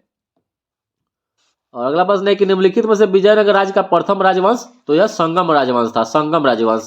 संगम, सुलु, तुलु और अराविड 4 वंशों ने उस पर शासन किया था विजय। और विजयनगर साम्राज्य की स्थापना 1336 में हरिहर बुका ने की थी। अगला प्रश्न है कि किस विजयनगर सम्राट ने उमातुर के विद्रोही सामंत गंगराय का दमन किया? तो यह कृष्णदेव राय के द्वारा ही किया गया था।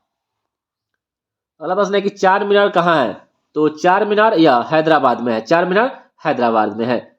अगला प्रश्न है कश्मीर का शासक जो कश्मीर का अकबर के नाम से भी जाना जाता है, तो हो जाएगा जैनुल आबदीन को जाना जाता है। अब अपनी धार्मिक असहिष्णुता के कारण इनको कश्मीर का अकबर कहा जाता है।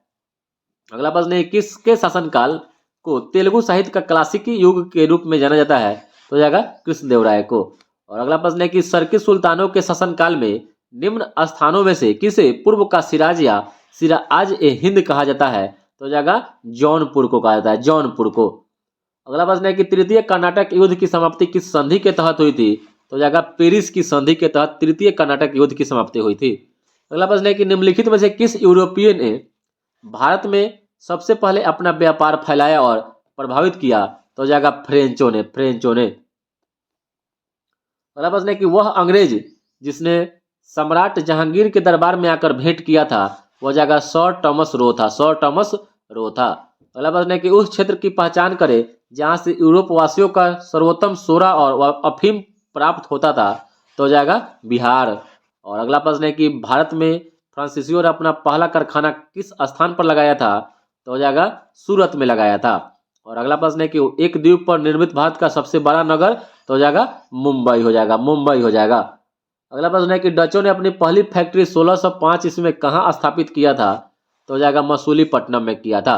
और अगला प्रश्न है कि अंग्रेजों ने पूर्वी भारत में पहली बार उड़ीसा में महानदी के मुहाने डेल्टा पर हरिहरपुर, बालासोर एवं पिपली में फैक्ट्रियां कब स्थापित किया? तो हो जाएगा 1633 में किया था।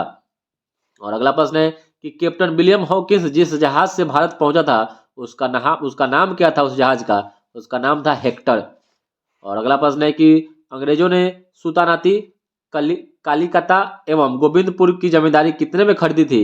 तो मात्र 1200 रुपया में खरीदा था अंग्रेजों ने। अगला प्रश्न है कि मद्रास में ईस्ट इंडिया कंपनी के अधिवास के स्थान को किस नाम से जाना जाता था? तो हो जाएगा फोर्ट सेंट जॉर्ज के नाम से जाना जाता था। और अगला प्रश्न है कि भारत का बादशाह उस समय कौन था जब ब्रिटेन की ईस्ट इंडिया कंपनी की स्थापना हुई थी? तो ब्रिटेन की ईस्ट इंडिया कंपनी की स्थापना 16 अक्टूबर 16 दिसंबर 1600 को हुआ था। ठीक है, डेट कंफर्म नहीं, लेकिन 1600 ईस्वी में हुआ था। ठीक है, 1600 ईस्वी में हुआ था। और 1600 ईस्वी के समय में कौन था? अकबर था। अगला प्रश्न है कि पृथ्वीराज रासो निम्नलिखित में से किसने लिखा था? तो पृथ्वीराज रासो के रचयिता चंद्रवरदाई थे। अगला प्रश्न है कि हिंदू विधि पर एक पुस्तक है मिताक्षरा किसने लिखी है? तो यह बी गणेश्वर के द्वारा लिखी गई है। अगला प्रश्न है कि गीत गोविंद के रचनाकार जयदेव किसकी सभा को अलंकृत करते थे? तो जाएंगे विजय सेन को। अगला प्रश्न है कि भारत में प्रथम आक्रमणकारी कौन था? तो जाएगा मोहम्मद बिन कासिम था। अगला प्रश्न है कि जगन्नाथ मंदिर किस राज्य में है? तो जो जगन्नाथ मंदिर है यह उड़ीसा में है। अगला प्रश्न है कि राष्ट्रकूट वंश की राजधानी थी मालखंड या मानेखेट था। और अगला प्रश्न है कि पाल वंश का संस्थापक कौन था? तो जाएगा गोपाल। इन्होंने अपनी राजधानी कहाँ बनाई थी? तो मुंगेर में बनाई थी। और अगला प्रश्न है कि कश्मीर पर लगभग 50 वर्षों तक शासन करने वाली रानी दिद्दा मूल रूप से किस वंश से संबंधित थी?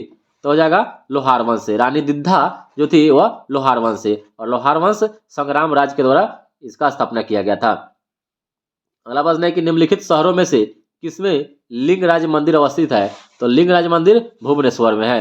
और अगला प्रश्न है कि विक्रमशिला शिक्षा केंद्र के संस्थापक धर्मपाल थे, और कहां पर है? तो भागलपुर में है। और भागलपुर सिल्क वाला साड़ी के लिए भी प्रसिद्ध है, याद रखिएगा। अगला प्रश्न है कि गीत गोविंद के रचयिता जयदेव थे। कौन थे? जयदेव। गीत गोविंद के रचयिता जयदेव। और भक्ति आंदोलन के प्रारंभिक प्रतिपादक रामानुजा आचार्य थे। अगला प्रश्न है कि पुष्टि मार्ग के दर्शन की स्थापना किसने की थी? तो यह वल्लभाचार्य ने किया था। और अद्वैतवाद के सिद्धांत के प्रतिपादक कौन थे? तो यह शंकराचार्य थे। अगला प्रश्न है कि किसने भक्ति के क्षेत्र में शूद्रों को भगवत दर्शन व मोक्ष का अधिकार देकर उन्हें इस्लाम धर्म स्वीकार करने से रोका? तो जाएंगे रामानुजाचार्य। और बीजक के रचयिता कौन थे? तो जाएंगे कबीर। और अगला प्रश्न है कि निम्नलिखित सूफी सिलसिलों संप्रदायों में कौन संगीत के विरुद्ध था? तो जाएगा नक्शबंदी था। अगला प्रश्न है कि प्रसिद्ध सूफी सलीम चिश्ती रहते थे? तो जाएगा फतेहपुर सिकरी में। अगला प्रश्न है कि सूफी सिलसिला संप्रदाय मूलतः संबंधित है? हो जाएगा इस्लाम से। और किस सूफी को बख्तियार का की भाग्यवान रोटियों वाला कहा गया है? तो जाएगा ख्वाजा कुतुबुद्दीन ऐबक को। और कुतुबुद्दीन ऐबक को लाख बख्श भी कहा जाता था, लाखों का दान देता था। और यह गुलाम वंश का संस्थापक भी था। अगला प्रश्न है कि चोल राजाओं ने किस धर्म को संरक्षण प्रदान किया? तो चोल राजाओं ने किस धर्म को? तो शैव धर्म को इन्होंने संरक्षण प्रदान दिया था। अगला प्रश्न है कि एलोरा का 34 गुफाओं का मंदिर डैश एवं डैश के बीच बनाया गया है? तो जाएगा 700 से 800 ईस्वी के बीच में बनाया गया था। और एलोरा का जो गुफा मंदिर है कहाँ है? तो हो जाएगा औरंगाबाद में है। अगला प्रश्न है कि निम्नलिखित में से कौन सा शहर चोल राजाओं की राजधानी था? तो जाएगा तंजौर। और यादव सम्राटों की राजधानी कहाँ थी? तो जाएगा देवगिरी थी। अगला प्रश्न है कि एलोरा गुफाओं का निर्माण कराया था। एलोरा गुफाओं का निर्माण कराया था राष्ट्रकूटों ने करवाया था। अगला प्रश्न है कि राजेंद्र चोल के द्वारा किए गए बंगाल अभियान के समय बंगाल का शासक कौन था? तो हो जाएगा महिपाल वन था, महिपाल वन था। और चोल शासकों के समय में बनी हुई प्रतिमाओं में सबसे अधिक विख्यात हुई थी नटराज शिव की कांस्य प्रतिमाएं प्राप्त हुई थी। और राष्ट्रकूट काल में राष्ट्र प्रांत का प्रधान कहलाता था राष्ट्रपति कहलाता था, राष्ट्रपति कहलाता था।